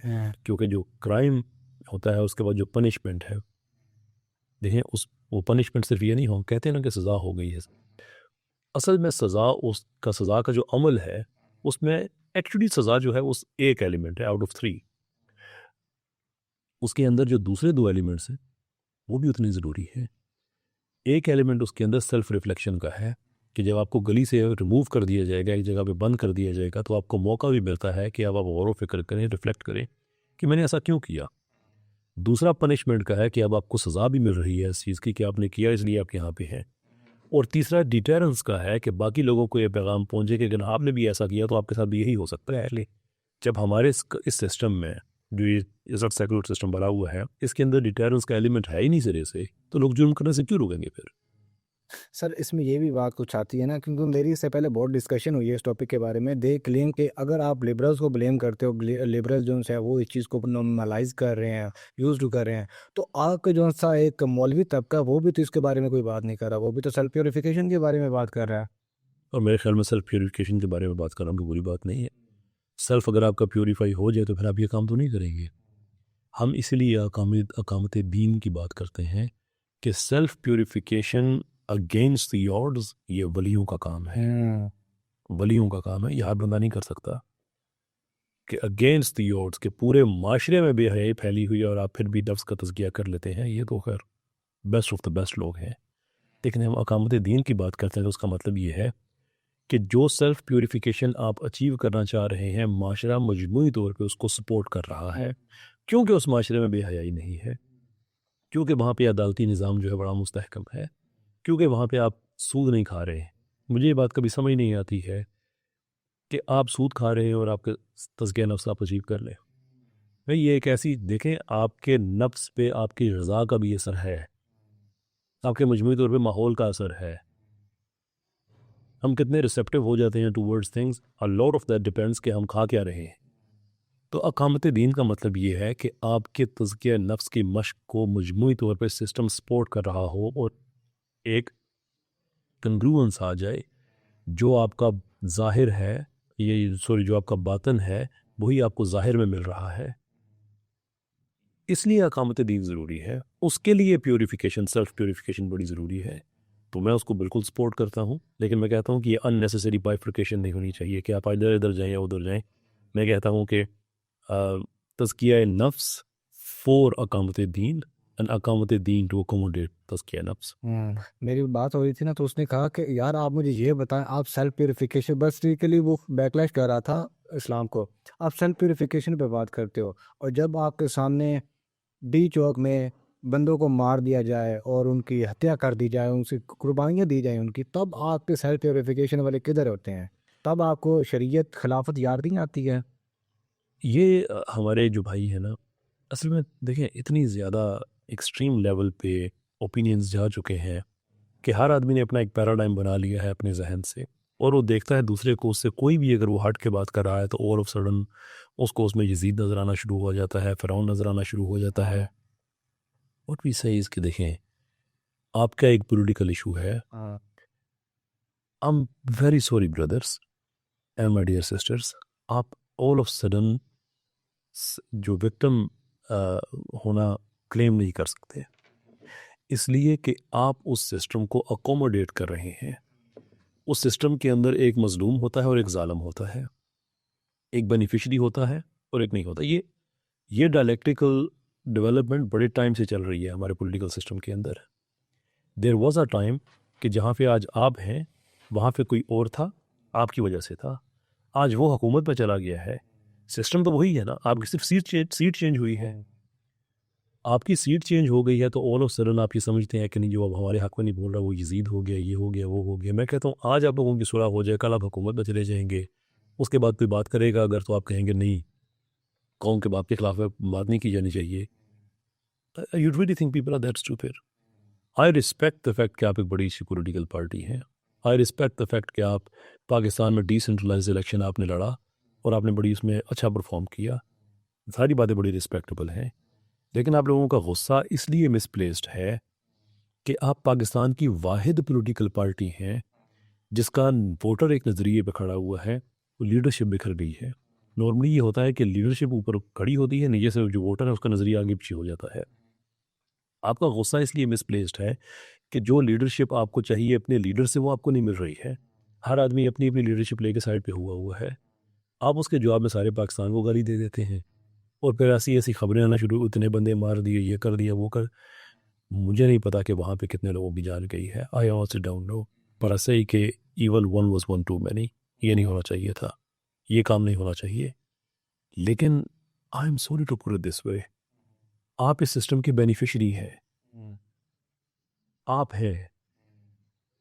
मुझसे आपको क्या, आप ये कहते हैं कि ऑल ऑफ सडन जिस सिस्टम को आप कहते हैं कि यजीदियत का सिस्टम है, आज आप हुर बनने की जो है वो कोशिश कर रहे हैं कि हम वो हो गए हैं, तो हुर तो अपनी मर्जी से आया था, आप लोग तो वहाँ से निकाले गए हैं और आप उसी सिस्टम का दोबारा हिस्सा बनने की कोशिश कर रहे हैं। तो मैं अपने बहनों भाइयों से भी कहूँगा, अपने बच्चों से, इतने जज्बाती ना हो जाएं। आपके पॉलिटिकल एक्टिविज़म को इसलिए यूज़ नहीं किया जाता कि एकदम मुल्क में इंसाफ आ जाए और आप वापस हुकूमत में आ जाए, या उसके ज़रिए सारा कुछ लोग सोचे कि नहीं यार वाकई तो बड़ा काम ख़राब हो गया है। बल्कि आपके पॉलिटिकल एक्टिविज़म को इसलिए यूज़ किया जाता है कि जहाँ वो सुलह करने की कोशिश कर रहे हैं वहाँ पे इनको क्रेडिबिलिटी मिले कि देखो हमारे साथ कितने लोग हैं, तो वो दोबारा उसी सिस्टम में ही जाना चाह रहे हैं जिसके खिलाफ आप खड़े हैं, सिर्फ आपको पता नहीं है इस चीज़ का। सो यस, मुल्क के अंदर पॉलिटिकल पार्टीज़ हैं, उनके एहतजाज होते हैं, सारा होते हैं, आप भी कर रहे हैं डेमोक्रेटिकली, दैट्स ऑल फाइन, बिल्कुल ठीक है, मुल्क के अंदर सब चीज़ों की इजाज़त होनी चाहिए। But please don't all of sudden कि आप हुकूमत में नहीं है तो जिस सिस्टम को आपने इनेबल किया हुआ है आप ही कहें कि सारे उसके खिलाफ होना शुरू हो जाएं। You are still part of it, you want to be part of it, try to understand the bigger game. और अगर गुस्सा कर रहे हैं तो प्लीज़ मुझ जैसा फिर ना करें। आपकी जो पॉलिटिकल ये आप उनके करते हैं क्योंकि आई पर्सनली बिलीव कि उनके सेंटिमेंट्स होते हैं उनके, वो बहुत हर्ट होते हैं कि हम इतनी मेहनत कर रहे हैं और हम इतनी ज़्यादा चीज़ों को आउटस्टैंडिंग लेवल पे दे के जा रहे हैं और ये बंदा कि हमारी सारी मेहनत को बेकार कर रहा है। मुझे लिटरली एक बंदे ने बोला, उसने कहा कि यार आप क्या चाहते हो, एक पाकिस्तान में इतनी ज़्यादा पॉलिटिकल इंस्टेबिलिटी चल रही है, लो लिटरेसी चल रही है, इतनी ज़्यादा एम्प्लॉयमेंट चल रही है, आप क्या चाहते हो कि हम लोगों को ये दिखाना शुरू, वो तो बेचारे वैसे ही स्ट्रेस से मार जाएंगे। हम कहते हैं एम्प्लॉयमेंट का भी, जॉबलेसनेस है, इलिटरेसी भी है, सारी बातें हम मान जाते हैं। मैं सिर्फ ये कहना चाहता हूँ, मुझ पे जो एतराज़ है वो ज़्यादा मेरी खामोशी पे है। मैं इस माहौल में खामोश ही रह सकता हूँ, मैं इससे ज़्यादा कुछ नहीं कर सकता। इसलिए कि देखें, मैं पाकिस्तान में शरीयत चाहता हूँ, मैं कहता हूँ कि शरीयत है, होनी चाहिए। मेरे लिए मेयार फिर शरीयत है, आपके लिए मेयार, आपसे मुराद कोई भी आदमी पॉलिटिकल पार्टी हो, जो नून लीग का है या पीपल्स पार्टी है, वो सिर्फ वहाँ तक है। मिसाल के तौर पे पाकिस्तान में हम जिन्स परस्ती को कानूनी रास्ता देने के लिए जो कानून बना, सबसे ज़्यादा दिफा आपकी पार्टी ने उसका किया। सॉरी टू काउट, आजकल आपके वो सलमान अहमद साहब के साथ नहीं बन रहे हैं, क्यों? इसलिए कि उन्होंने कोई पॉलिटिकल बात ऐसी कही है जो आपकी पार्टी के हक में नहीं है, हालांकि वो आपकी पार्टी की है, लेकिन लोग गालियाँ दे रहे हैं, ये कर रहे हैं, वो कर रहे हैं।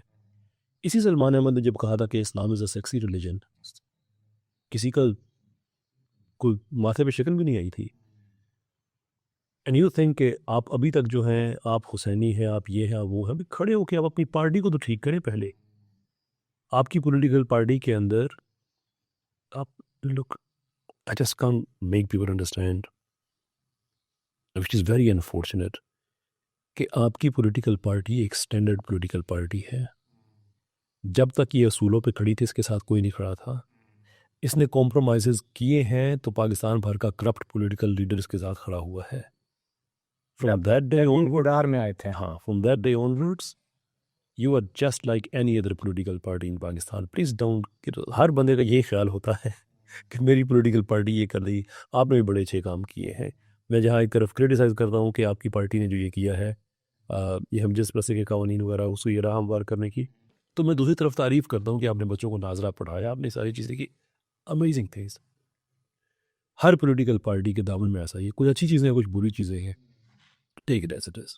सर आपने स्टैंडर्ड्स की बात की है, तो हमें इस्लाम क्या स्टैंडर्ड देता है कि किन स्टैंडर्ड के ऊपर आपने एक बंदे को उससे नॉलेज गेन करना है, और ना सिर्फ नॉलेज गेन करना है, आपने उसको स्कूल ऑफ थॉट को या फिर उसकी जो आइडियोलॉजी है उसको आपने इन्हेंस करना है और उसको चैनलाइज करना है। यहाँ पे मैं इंजीनियर साहब को डायरेक्टली कोट करना चाहता हूँ कि आई बिलीव उनकी जो आइडियोलॉजी है या उनका जो एक थॉट स्ट्रक्चर है वो अभी तक उसमें जो वी कैन से कि शिरकिया और बाबों से निकल के नहीं आ रहा है। हालांकि उनके पास माशाल्लाह इतना ऑडियंस है, why they are not playing the big game. I think अगर वो ये बाबों की बात करें, इसला की बात करें, वो सूटेबल भी है, उसे डायलॉग खुलता है, लोगों की गलतफहमियाँ दूर होती हैं। जिन बुज़ुर्गों के बारे में बात करते हैं, जो उन बुज़ुर्गों के अक़ीदतमंद हैं, उनको एक मौका मिलता है कि वो भी सिचुएशन की वजाहत करें, तो लोगों के पास एक सीखने का, समझने का एक एक आ जाता है। उसमें वो इंजीनियर साहब गलत हो सकते हैं, उसमें दूसरे अहम गलत हो सकते हैं, दैट इज़ फाइन। मसला ये है कि जो इस्लाम और इस्लाम की रवायत पसंदी है, उसको जो चीज़ें ऑफेंड करने वाली हैं, कादियानियत, लिबरलिज्म, सोशलिज्म, सेकुलरिज्म, इंजीनियर साहब उनके फ्रंट मैन बन गए हैं। इंटरनेशनल रिलेशंस में सिर्फ उनका एक ख्वाहिश कि मैं दूसरे से डिफरेंट बात करूं, वो इसराइल के साथ कभी खड़े हो जाते हैं, कभी आयरन डोम की तारीफ़ है, कभी फलां, क्योंकि नहीं हमने तो टेक्नोलॉजी की तारीफ सिर्फ करते हैं। मतलब the man is losing to the extent कि वो जो इंजीनियर साहब हैं is an exceedingly dangerous man, और लोगों को एक चीज़ समझ आनी चाहिए। एनी पर्सन जो ये समझता है कि इंजीनियर साहब कोई रिलीजियस स्कॉलर हैं या कोई ऐसी बात उनमें है कोई रिलीजन के हवाले से, वो मेरे ख्याल में कि वो फिर किसी भी मोटिवेशनल स्पीकर को नसीहत दान समझ ले तो बराबरी होगा, कोई फ़र्क नहीं है। इंजीनियर साहब की चीदा बातें आप देखें कि वो कैसे तरीके से लोगों को आहिस्ता आहिस्ता इस्लामिक और फिलोसफी से दूर करते हैं, और वो ख़तरनाक इसलिए है कि जो बाकी लोग कर रहे हैं ना, जो बाकी सेकुलर हैं, वो क्लियर हैं कि वो सेकुलर हैं। इंजीनियर साहब इज सेकुलर, इंजीनियर साहब is very much secular. Liberal. देखें अभी उनका कल परसों की कोई बात है मेरे ख्याल में, आज बर्थडे है, कल की मुझे एक क्लिप किसी ने भेजा है जिसमें वो फरमा रहे थे कि तबसरा सीरिया पे कर रहे थे, और साथ ही फरमा रहे थे कि जनाब वहाँ पे वो कुछ सेकुलर सिस्टम की बात कर रहे हैं, और होना भी ये चाहिए। इतने ज़्यादा फ़िरके हैं, किसी एक फ़िरके की हुकूमत आ जाए तो सारे बात, तो सेकुलरिज्म तो यही होता है। वैसे वो इस्लामिक सेकुलरिज्म की बात करते हैं जब, तो इसका मतलब है कि वो तो फिर मुस्लिम सेकुलर है ना, तो इसमें तो कोई शक नहीं है, कम सेकुलर तो वो हैं। और ये जितना तबका है, इनको मैं प्यार से RCM इसीलिए कहता हूँ, तो खैर सारे पाकिस्तान ने कहना शुरू कर दिया है, ये रैंड कॉरपोरेशन मुस्लिम्स। गांधी साहब का जो फिगर है वो, इंजीनियर साहब हो गए, बाकी हमारे जो मजमूई तौर पे जो सेकुलर्स हैं, इन सब का प्रॉब्लम एक है कि ये तरीके से ऐसे जो यानी कि जो गांधी साहब इंजीनियर साहब की बात कर रहा हूँ, कि ऐसे तरीके से लोगों को यह ऐसा ऐसा इस्लाम की रवायत पसंदी से दूर करते हैं कि आदमी को पता नहीं चलता। सिर्फ इंसान की एक कंसिस्टेंसी भी होती है। आप डॉक्टर फरहत हाशमी साहिबा की बात करें, लेकिन नहीं, वो नहीं सुनना चाहिए, औरत की आवाज़ है। उज़मा रूमी साहिबा के वो जाके उनकी शायद उनकी आवाज़ पैटे पहनते हैं, उनको नहीं सुनना चाहिए, ये भी क्लेम किया जाता है। कहा इंजीनियर साहब, नहीं इंजीनियर साहब ने नहीं कहा, वैसे अच्छा नहीं, मैं इंजीनियर साहब की मैं बात कर रहा हूँ कि यहाँ से ना उस आदमी की नीयत सामने आती है, पता चलता है। तो इसलिए इंजीनियर साहब वो अपना दूसरा जो काम कर रहे थे वो अब समझ आता है वो क्यों कर रहे थे। सर मैं सॉरी टू कट ऑफ, मैं एक भाई से बात कर रहा था, ही सेड के राजा कैसा जवान सा है ना, उसमें जो फेम की गेम है वो इंजीनियर साथ से ली है, अभी वो उन्हीं को बैकलैश कर रहा है। फेम की गेम, अगर मैंने फेम की गेम ही देनी हो तो बात मैंने बड़ी दफ़ा कही है कि इन बेचारों के पास, हमारे जितने देसी सेकुलर्स वगैरह हैं, इनके पास तो सिर्फ सुनी सुनाई इन्फॉर्मेशन है। ये जिस सिस्टम को दूर से देख के आहें भरते हैं, मैंने सारी जवानी उसमें गुजारी है, 23 साल, मेरी आधी से ज़्यादा उम्र मेरी वेस्ट में गुजरी है।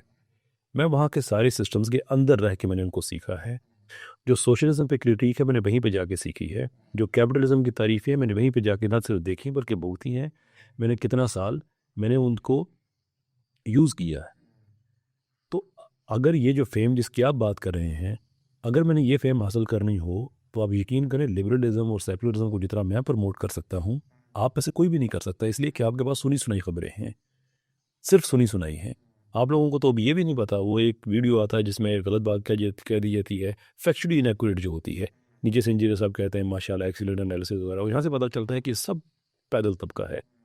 अगर फेम ही देना हो ना तो ये जिस काम के से आप फेम ले रहे हैं ना, मैं आपसे बड़ा अच्छा कर सकता हूँ, लेकिन गैरत का तकाजा ये होता है कि आपको जब पता है आपने मरना है और अल्लाह को हिसाब देना है, तो फिर आप फेम के लिए नहीं जाते। ये सब अल्लाह ताला ने देनी होती हैं। और वैसे भी फेम जो है ना, ये एक रिलेटिव टर्म है।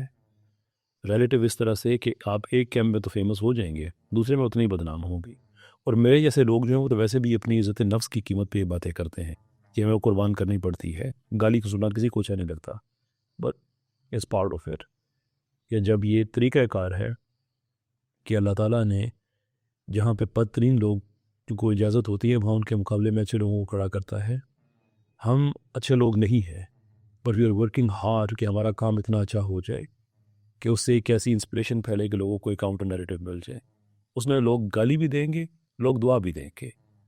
मैं इस फेम पे लानत भेजता हूँ कि जिसमें आप जिसे कहते हैं ना कि वो कोई ऐसा ऐसा शेर भी है कि जो अपनी माँ के का दुपट्टा जो है वो पता नहीं उतार के आज़ादियाँ वगैरह बात करें। नहीं भाई, ये फेम ना चाहिए, ना इस फेम के कभी दिल में अल्लाह ताला ने कभी ख्याल डाला है, और ना ही ऐसा है कि ऑफर्स नहीं है। ऐसा भी नहीं है कि इंसान को पता है कि उसने मरना है।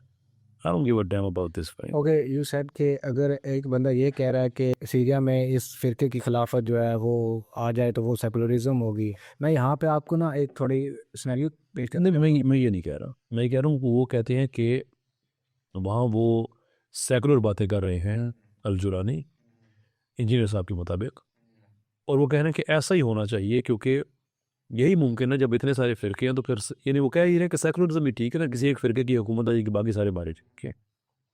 तो ये जो बात फैक्चुअली गलत है। कोई इस्लाम में फ़िरकों की कोई यानी कि एक फ़िरके की आएगी तो वो क्या सूद हलाल कर देगा, फाशी हलाल कर देगा। फिर आपको ना कॉमन सेंस होना चाहिए। एक्चुअली ये बहुत बड़ी डिबेट होती है कि खिलाफत आए तो किस फिरके की खिलाफत आएगी। पहली बात है कि मैं इस चीज़ में मैं नहीं कहता कि खिलाफत आए। देखिए, मैं कहता हूँ कि खिलाफत का मिजाज आए। लेकिन हम खिलाफत की बात करते हैं तो अनफॉर्चुनेटली हम सिर्फ तरीका इंतखाब की बात कर रहे होते हैं। जो खिलाफत के अंदर फ़र्द और शहरी का आपस में ताल्लुक़ है, माफ़ी चाहता हूँ, जो फ़र्द और रियासत का ताल्लुक़ है उसकी हम बात नहीं करते कि उसके अंदर उसको आज़ादियाँ क्या होती हैं, ऑटोनॉमी क्या होती है, राइज़ क्या है, वो तो हम बात ही नहीं करते कि मिजाज क्या होता है।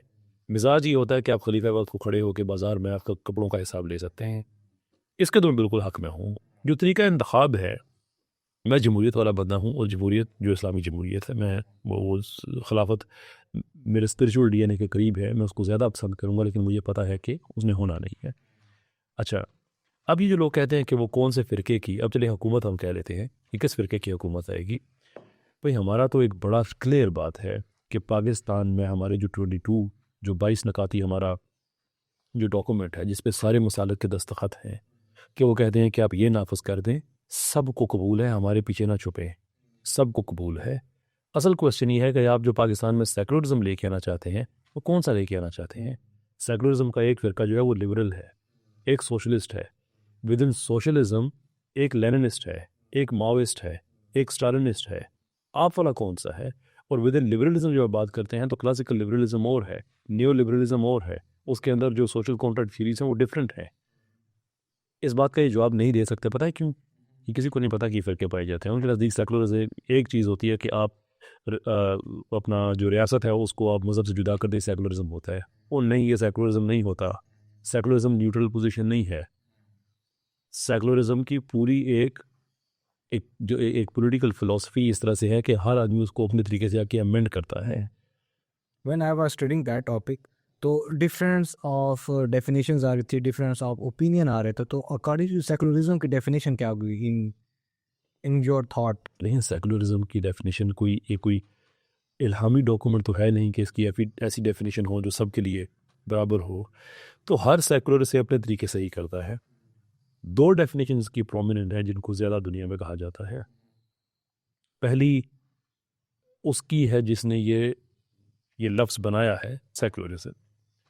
वो ये है कि ये एक ऐसा निज़ाम है कि जो दुनिया के मामलात तक है और ऐसे लोगों का है कि जो खुदा, इलाहियात, इन चीज़ों को नाकाबिल एतबार, नाकाफ़ी समझते हैं।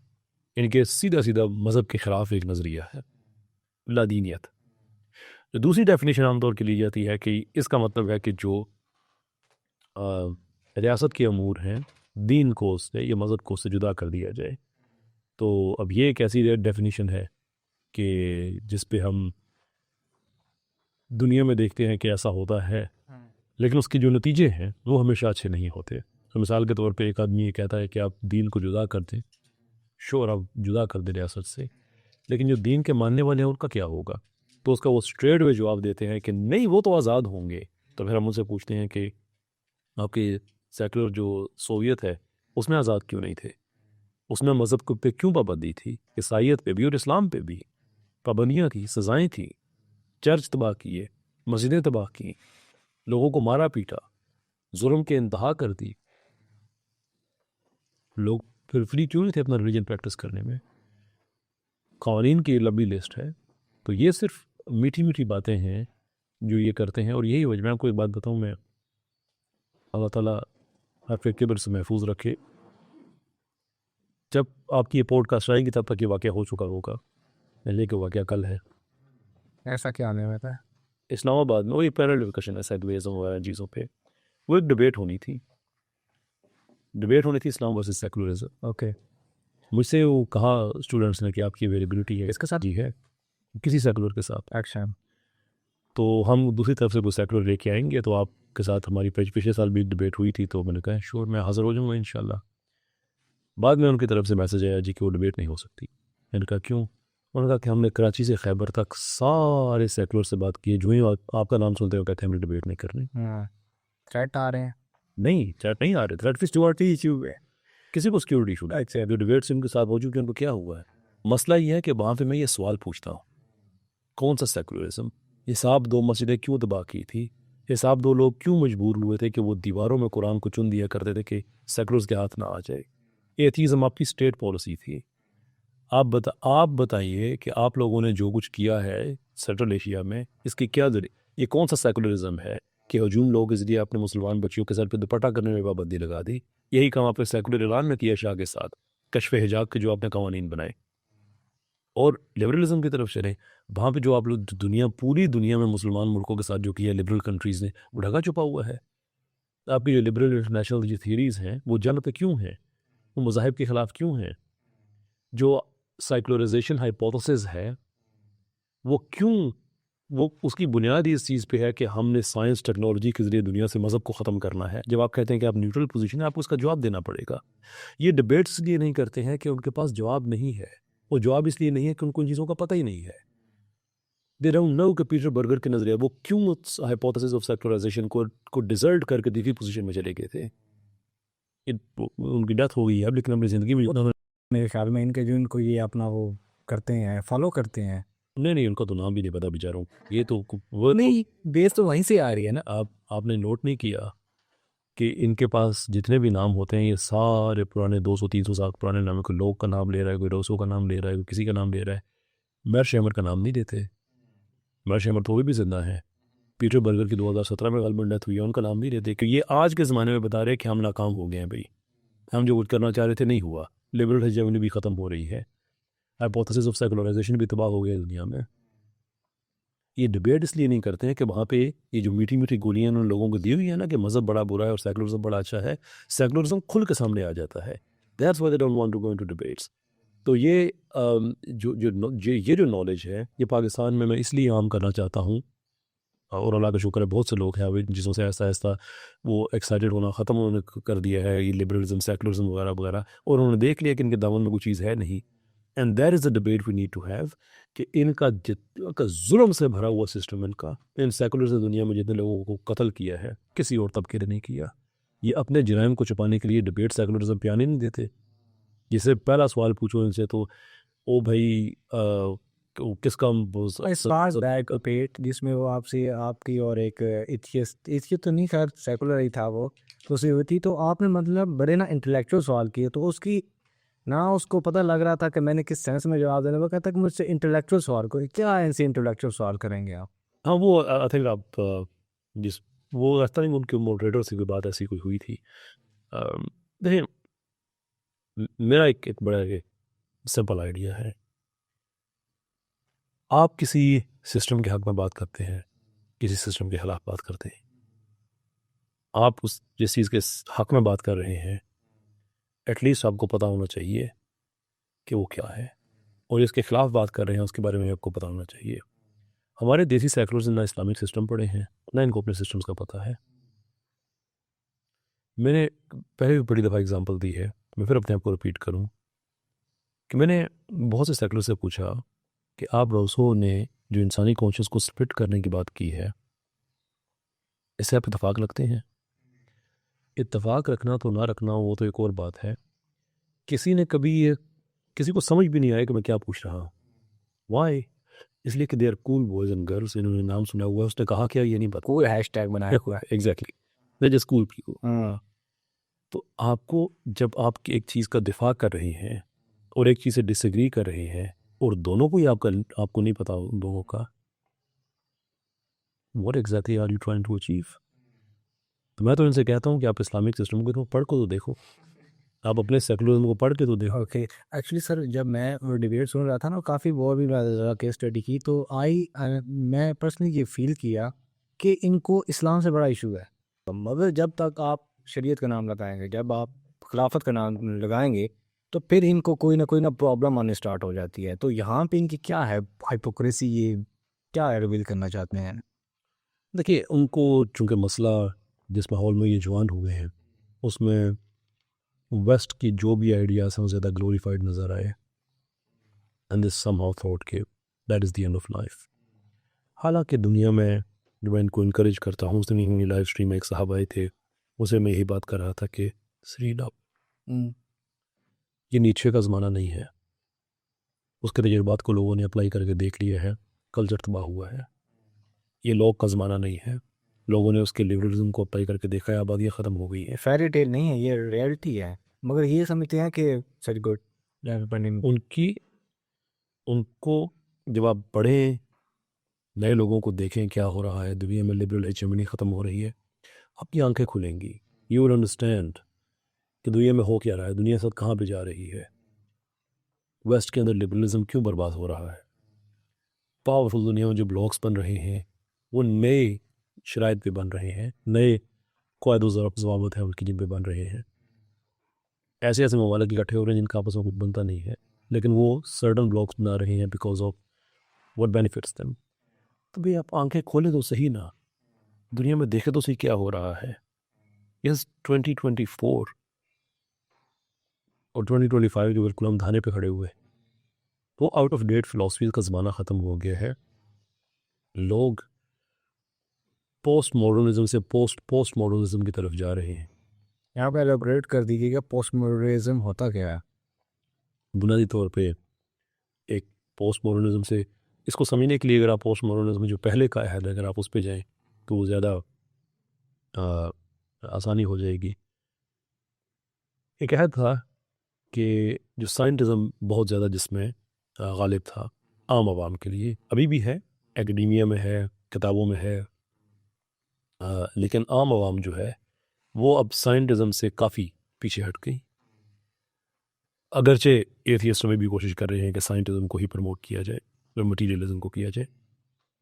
इसके अंदर कई मूवमेंट्स हैं, जैसे लॉजिकल पॉजिटिविज्म की आई ओबियन सर को, कि जो ये पॉजिट करते थे कि रियलिटी वही है जिसको आप साइंस के ज़रिए या ऑब्जर्वेशन के ज़रिए आप साबित कर सकते हैं, जो उसकी वेरिफिकेशन का उन्होंने टेस्ट किया, एनीथिंग अदर देन दैट उसको अहमियत नहीं देते। लेकिन जो पोस्ट मॉडर्निज्म का दौर आया वो तशकीक का दौर था। 60s ऑनवर्ड्स ये स्टार्ट हुआ है कि आपने हर चीज़ के ऊपर अब अपने आप स्केप्टिक हो गए हैं, साइंस पे, फ़लसफ़े पे, हर चीज़ पे। और उससे फिर ये हुआ कि जो इंडिविजुअलिज्म है वो बहुत ज़्यादा बढ़ गया। पहले भी था, लेकिन अब हर चीज़ को भी आपने जब मशकूक कर दिया है तो हर आदमी का अपना नज़रिया बन गया है, चीज़ें डिसेंट्रलाइज होना शुरू हो गई। वो अपने बड़े मज़े की बात कही थी दफ़ा डॉक्टर ज़ुबैर साहब ने कि पोस्ट मॉडर्निज्म में इतना ज़्यादा लोग आगे चले गए हैं कि लोग मेहदी असल से चाहत बदल यहाँ पे आ गए। क्योंकि मुझे अच्छा लगता है तो बात ख़त्म हो। ओके। हम लोग सही कही सर, यही पोस्ट मॉडर्निज्म होता है, पर सही है कि वो तशकीक पे बुनियाद एक अप्रोच है जिसमें हर आदमी का अपना अपना जहाँ है। सो इट्स इन अ वे आप कह सकते हैं कि it's kind of a shift from logical positivism to moral relativism kind of.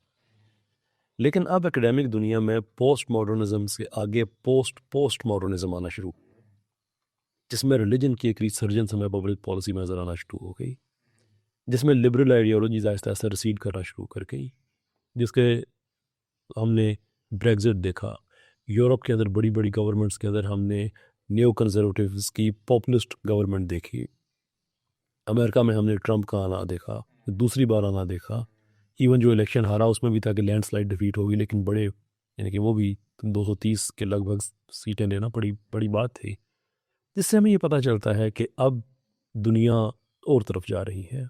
अब हिंदुस्तान में लोग हिंदुत्व की तरफ ज़्यादा जा रहे हैं, वेस्ट में लोग कंजर्वेटिविज्म की तरफ जा रहे हैं। हमें इस्लाम की तरफ जाना चाहिए हर सिस्टम के एतबार से, because now how people are operating.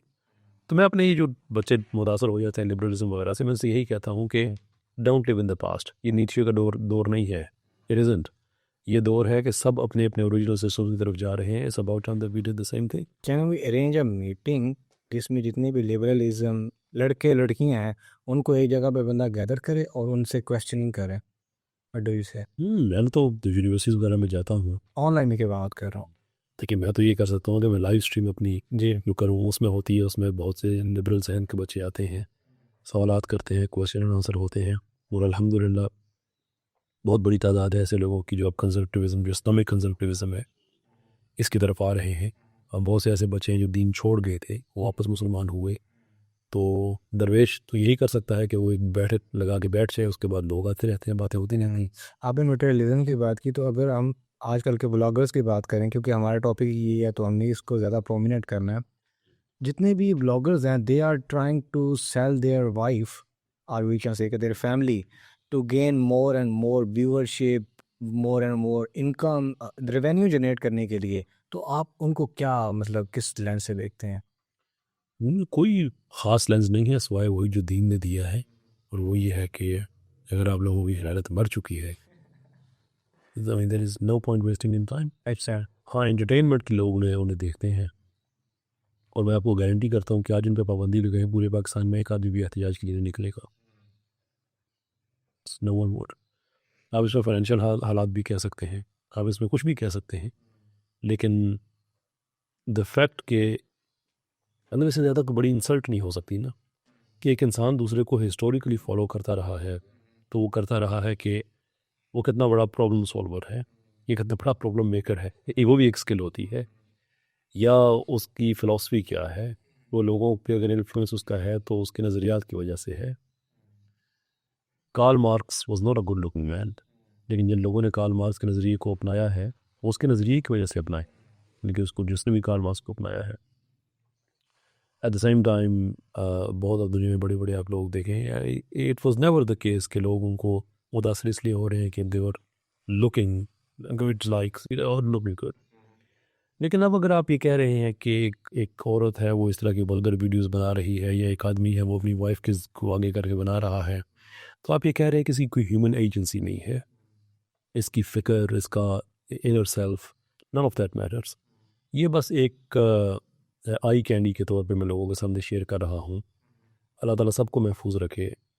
अगले दिन खुदा न खास्ता आपका एक्सीडेंट हो जाता है, आपके चेहरे पे कुछ खराशियाँ ऐसी आ जाती हैं, कुछ भी ऐसा हो जाता है, कोई एक्सीडेंट हो जाता है, that's the end of your business, because you reduced yourself to just your looks, जो कि सिर्फ कुछ सालों के लिए है।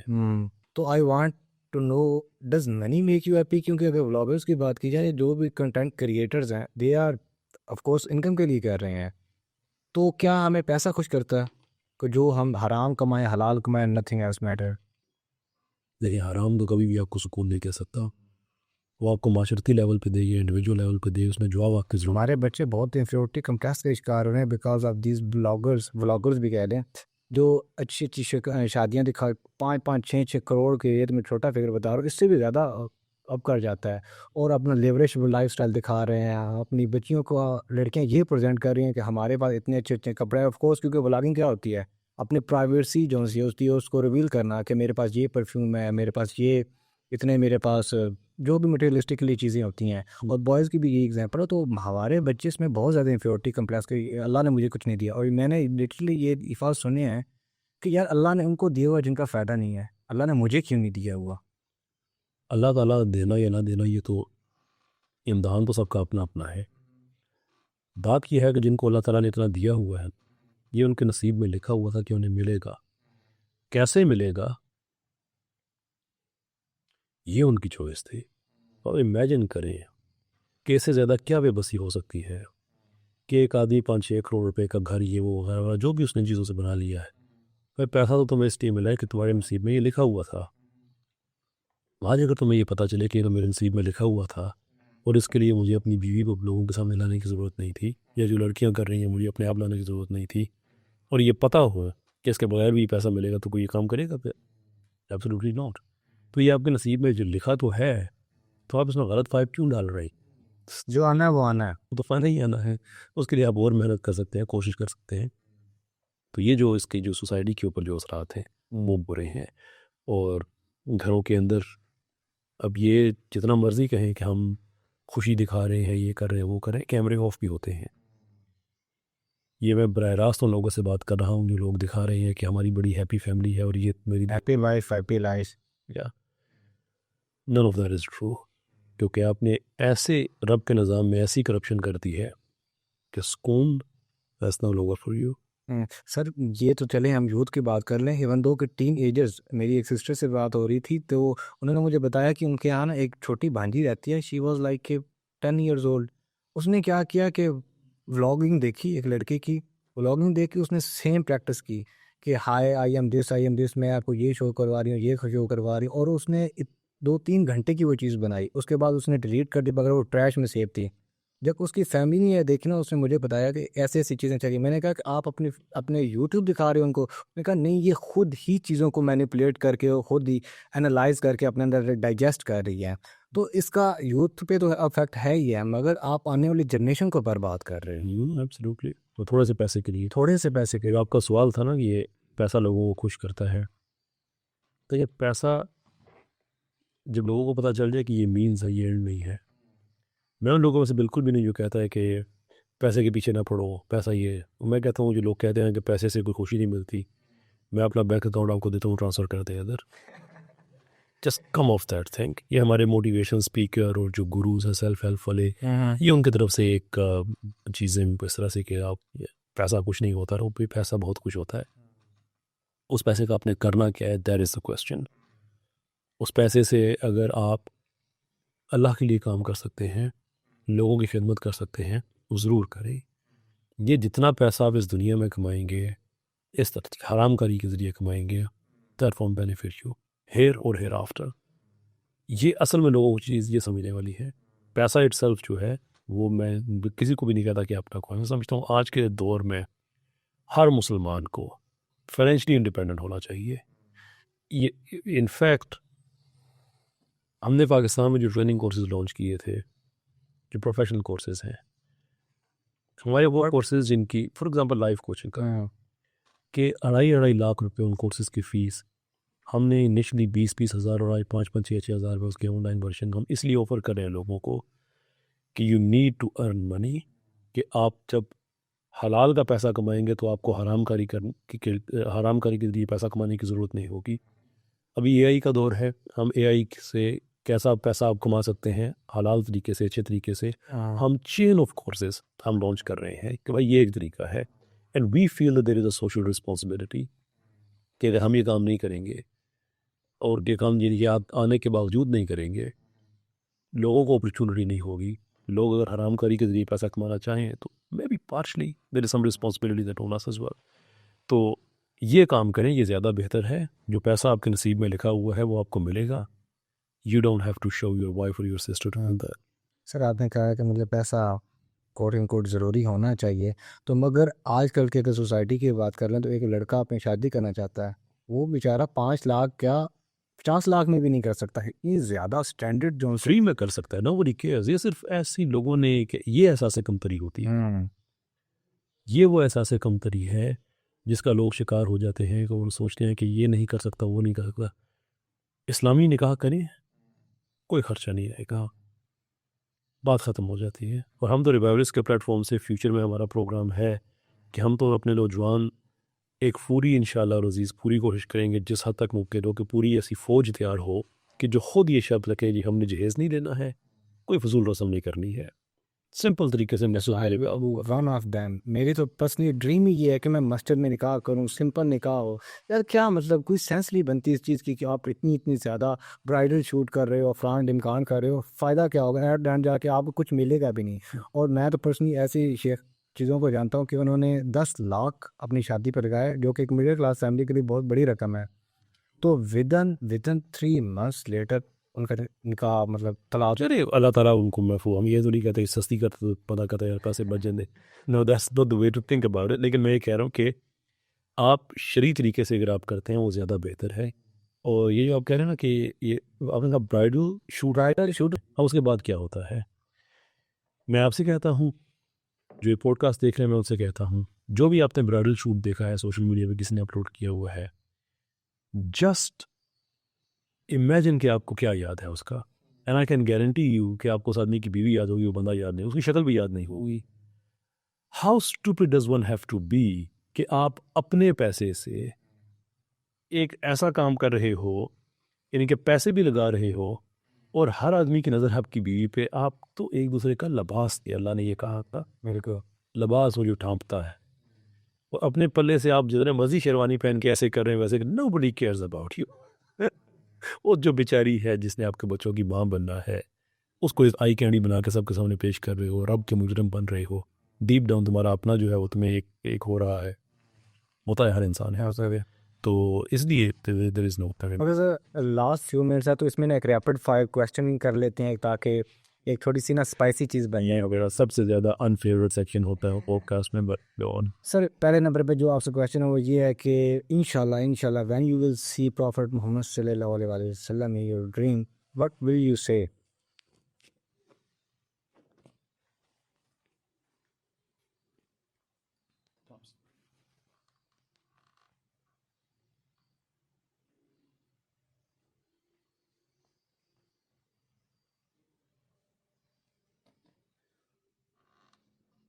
There is anything else to say?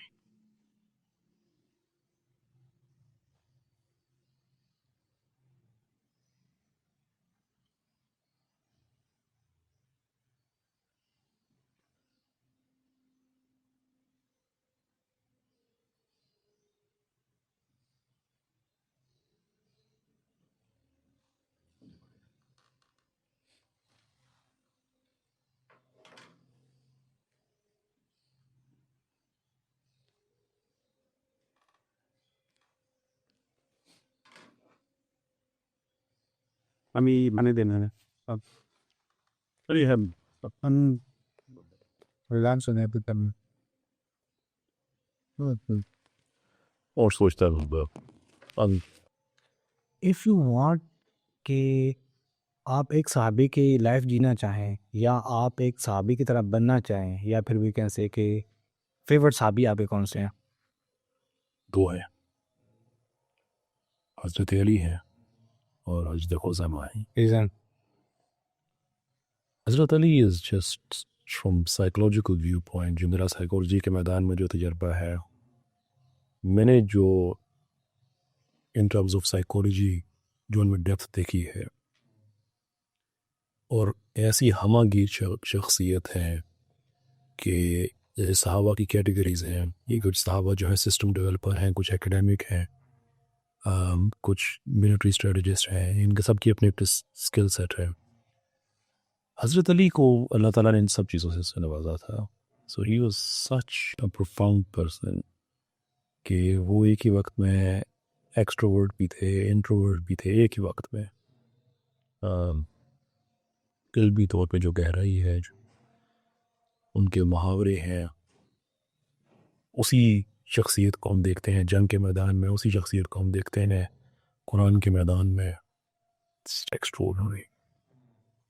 और हज़रत खुज़ैमा जो है, इश्क का एक रिश्ता। Can you tell us? तो बड़ा मशहूर वाक़या है कि जनाब रसूलुल्लाह में सल्लल्लाहु अलैहि वसल्लम ने जब एक दफ़ा एक आदमी से घोड़ा ख़रीदा शहर से बाहर, और वो घोड़ा ये तय हुआ कि अब शहर के अंदर जाके वो घोड़ा वो जनाब रसूलुल्लाह सल्लल्लाहु अलैहि वसल्लम को दे देगा। तो वो शहर के अंदर वो पहले पहुंच गया, तो लोगों ने देखना शुरू किया घोड़े को और बड़ी तारीफ़ की। तो उसे लगा कि वो जिसके ज़्यादा पैसे मिलेंगे, तो उसने फिर वो एक तरह से फिर घोड़ा बेचना शुरू कर दिया। इतनी देर में आप सल्लल्लाहु अलैहि वसल्लम पहुँच गए, तो उन्होंने कहा घोड़ा तो मैंने आपसे ले लिया था, ये आप क्यों कर रहे हैं? तो उनका जी आपके पास कोई गवाह है तो आप मुझे बताइए। तो गवाह है तो अब आप थे।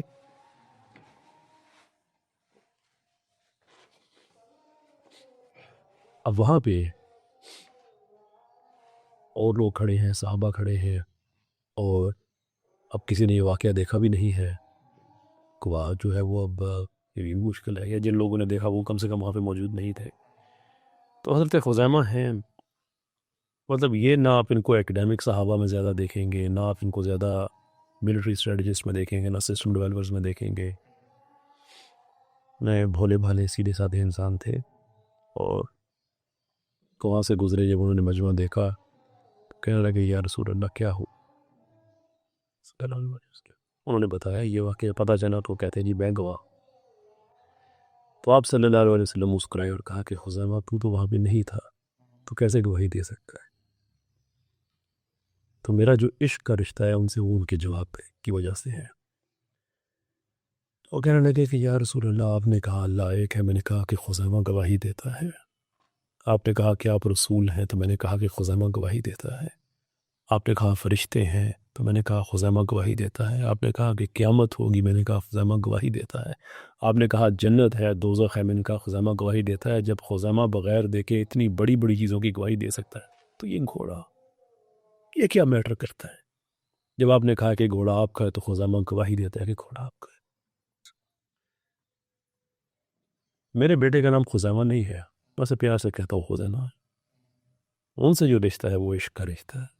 He understood prophet like nobody else could. नबूवत क्या होती है? ये दो मेरे फेवरेट साहब है। Okay. Can we move forward? Sure. Okay.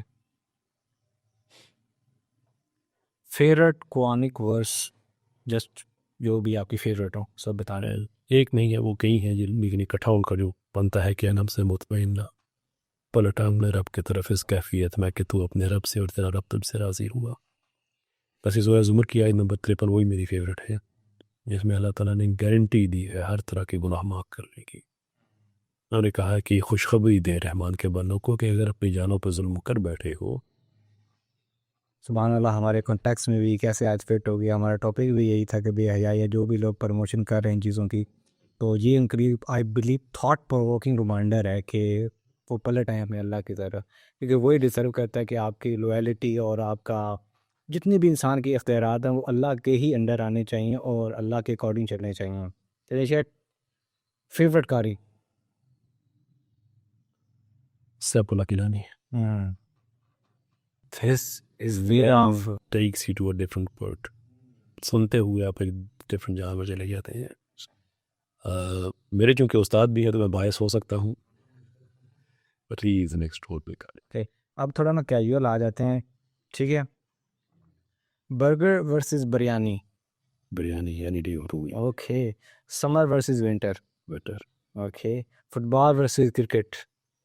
Cricket Messi versus Ronaldo.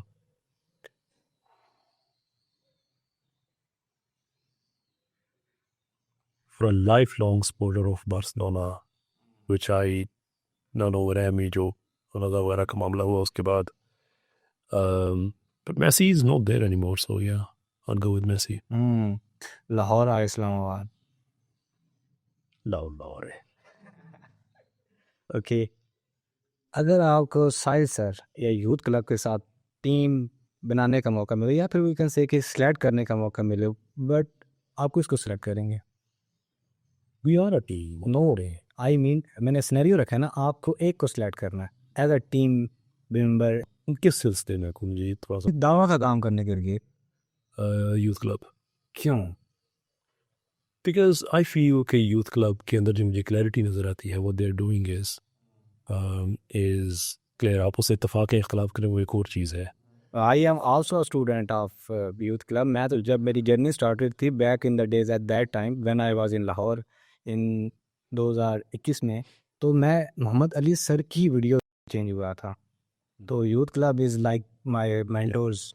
और साहिल भाई, and it's nothing against him, वो मेरी लाइलमी है यकीनन कि मैं मुकम्मल तौर पे फिगर आउट नहीं कर पाया कि जो एंड गोल है उसको कैसे अचीव करना है।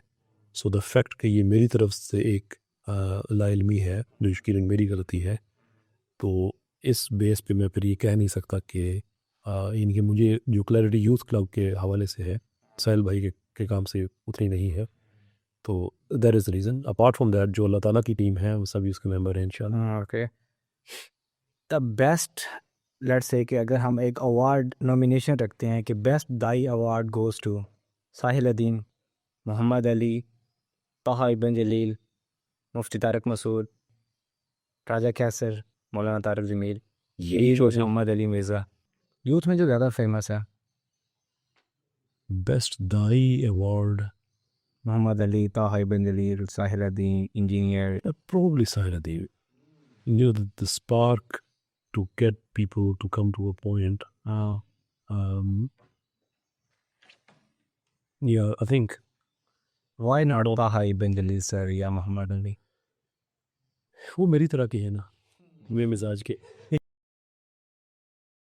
धीमे मिजाज के। अच्छा, मतलब ये आपको मतलब जो थोड़ा हज़रत उमर टाइप इस तरह की चीज़ें लेके आ रहे हैं, क्योंकि हमें उनकी पर्सनैलिटी इस सिनेरियो में ना बड़ी फिट लगती है कि कर्जिस बंदा होना चाहिए, और जो उनका अब ऑफ कोर्स उन्होंने इतना ज़्यादा एक स्ट्रक्चर लेके चल रहे हैं बच्चों का।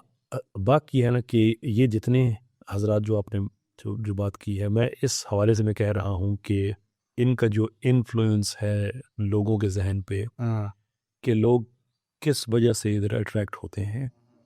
मैं ख़ुद चूँकि इन टर्म्स ऑफ ऑडियंस हाँ, इस ग्रुप का हिस्सा नहीं हूँ, क्योंकि मेरी ऑडियंस है वो जनरली स्पीकिंग मुसलमान बच्चे नहीं हैं। ऐसा मैं नहीं कहता कि सिरे से है ही नहीं, वो हैं। मेरे अपने टीम के मेंबर आपके बहुत से मतलब मुझे इनको फॉलो कर, सॉरी रिफ्रेज करना चाहिए, मुसलमान नहीं, यानी कि जो ऑर्थोडॉक्स मुस्लिम से मैं उनकी बात कर रहा हूँ, जो रवायत पसंद है। मेरी ऑडियंस ज़्यादा जो है उनमें एथियस्ट्स हैं, लिबरल्स हैं, सेकुलर्स हैं, इस तरह के लोग हैं। अब जो एथियस्ट है ज़ाहिर सी बात हो तो नॉन मुस्लिम ही होगा, लेकिन मैं ये नहीं कह रहा कि सारे लिबरल नॉन मुस्लिम होंगे या सारे सोशलिस्ट नॉन मुस्लिम होंगे, लेकिन वो ऑर्थोडॉक्स मुसलमान नहीं है। तो चूँकि मेरा ज़्यादा काम उस तरफ है जो मुस्लिम ऑडियंस है, मैं ऐसा नहीं है कि मैं कतई तौर पे एड्रेस नहीं करता, बट जिन लोगों का मैं नाम लिया है वो उनको बहुत ज़्यादा एड्रेस करते हैं, प्रॉब्ली 10 गुना शायद मुझे ज़्यादा करते हों। तो उस हवाले से अगर हम दावा की बात करें तो स्पार्क की अगर हो बात इस तरह से, तो यार आई थिंक साहिल भाई is done a great job. My also मेरा भी ये ओपिनियन है। Okay share, final message for youth. यार ये बार बार सवाल एक आता है, फिलहाल इसका एक जवाब देता हूँ। ओके, आज थोड़ा something different out of the box जाके जो अभी आपने कहीं पे भी ना दिया हो। ये तो नहीं हो सकता, ये तो कुरान में भी ऐसा नहीं है, वही आयत रिपीट हुई है बहुत दफ़ा। ओके, कि क्योंकि इसका एक नफ्सियाती वजह उसकी होती है कि चीज़ें जो है जहन के अंदर सोलिडिफाई हो जाए तो रिपीट होती हैं। तो देखिए, मैं बच्चों से ये कहता हूँ कि आपकी जो जो सवालात हैं ना, जैसे भी आपने पूछा कि जनाब रसूलुल्लाह सल्लल्लाहु अलैहि वसल्लम से अगर मुलाकात हो तो आप पहली बात क्या कहेंगे? ऐसा very difficult question to answer. एक बात जहन में रखें कि ये मुलाकात होनी है, और हशर के दिन हर नज़रिया अपने झंडे के साथ खड़ा होगा। अच्छा।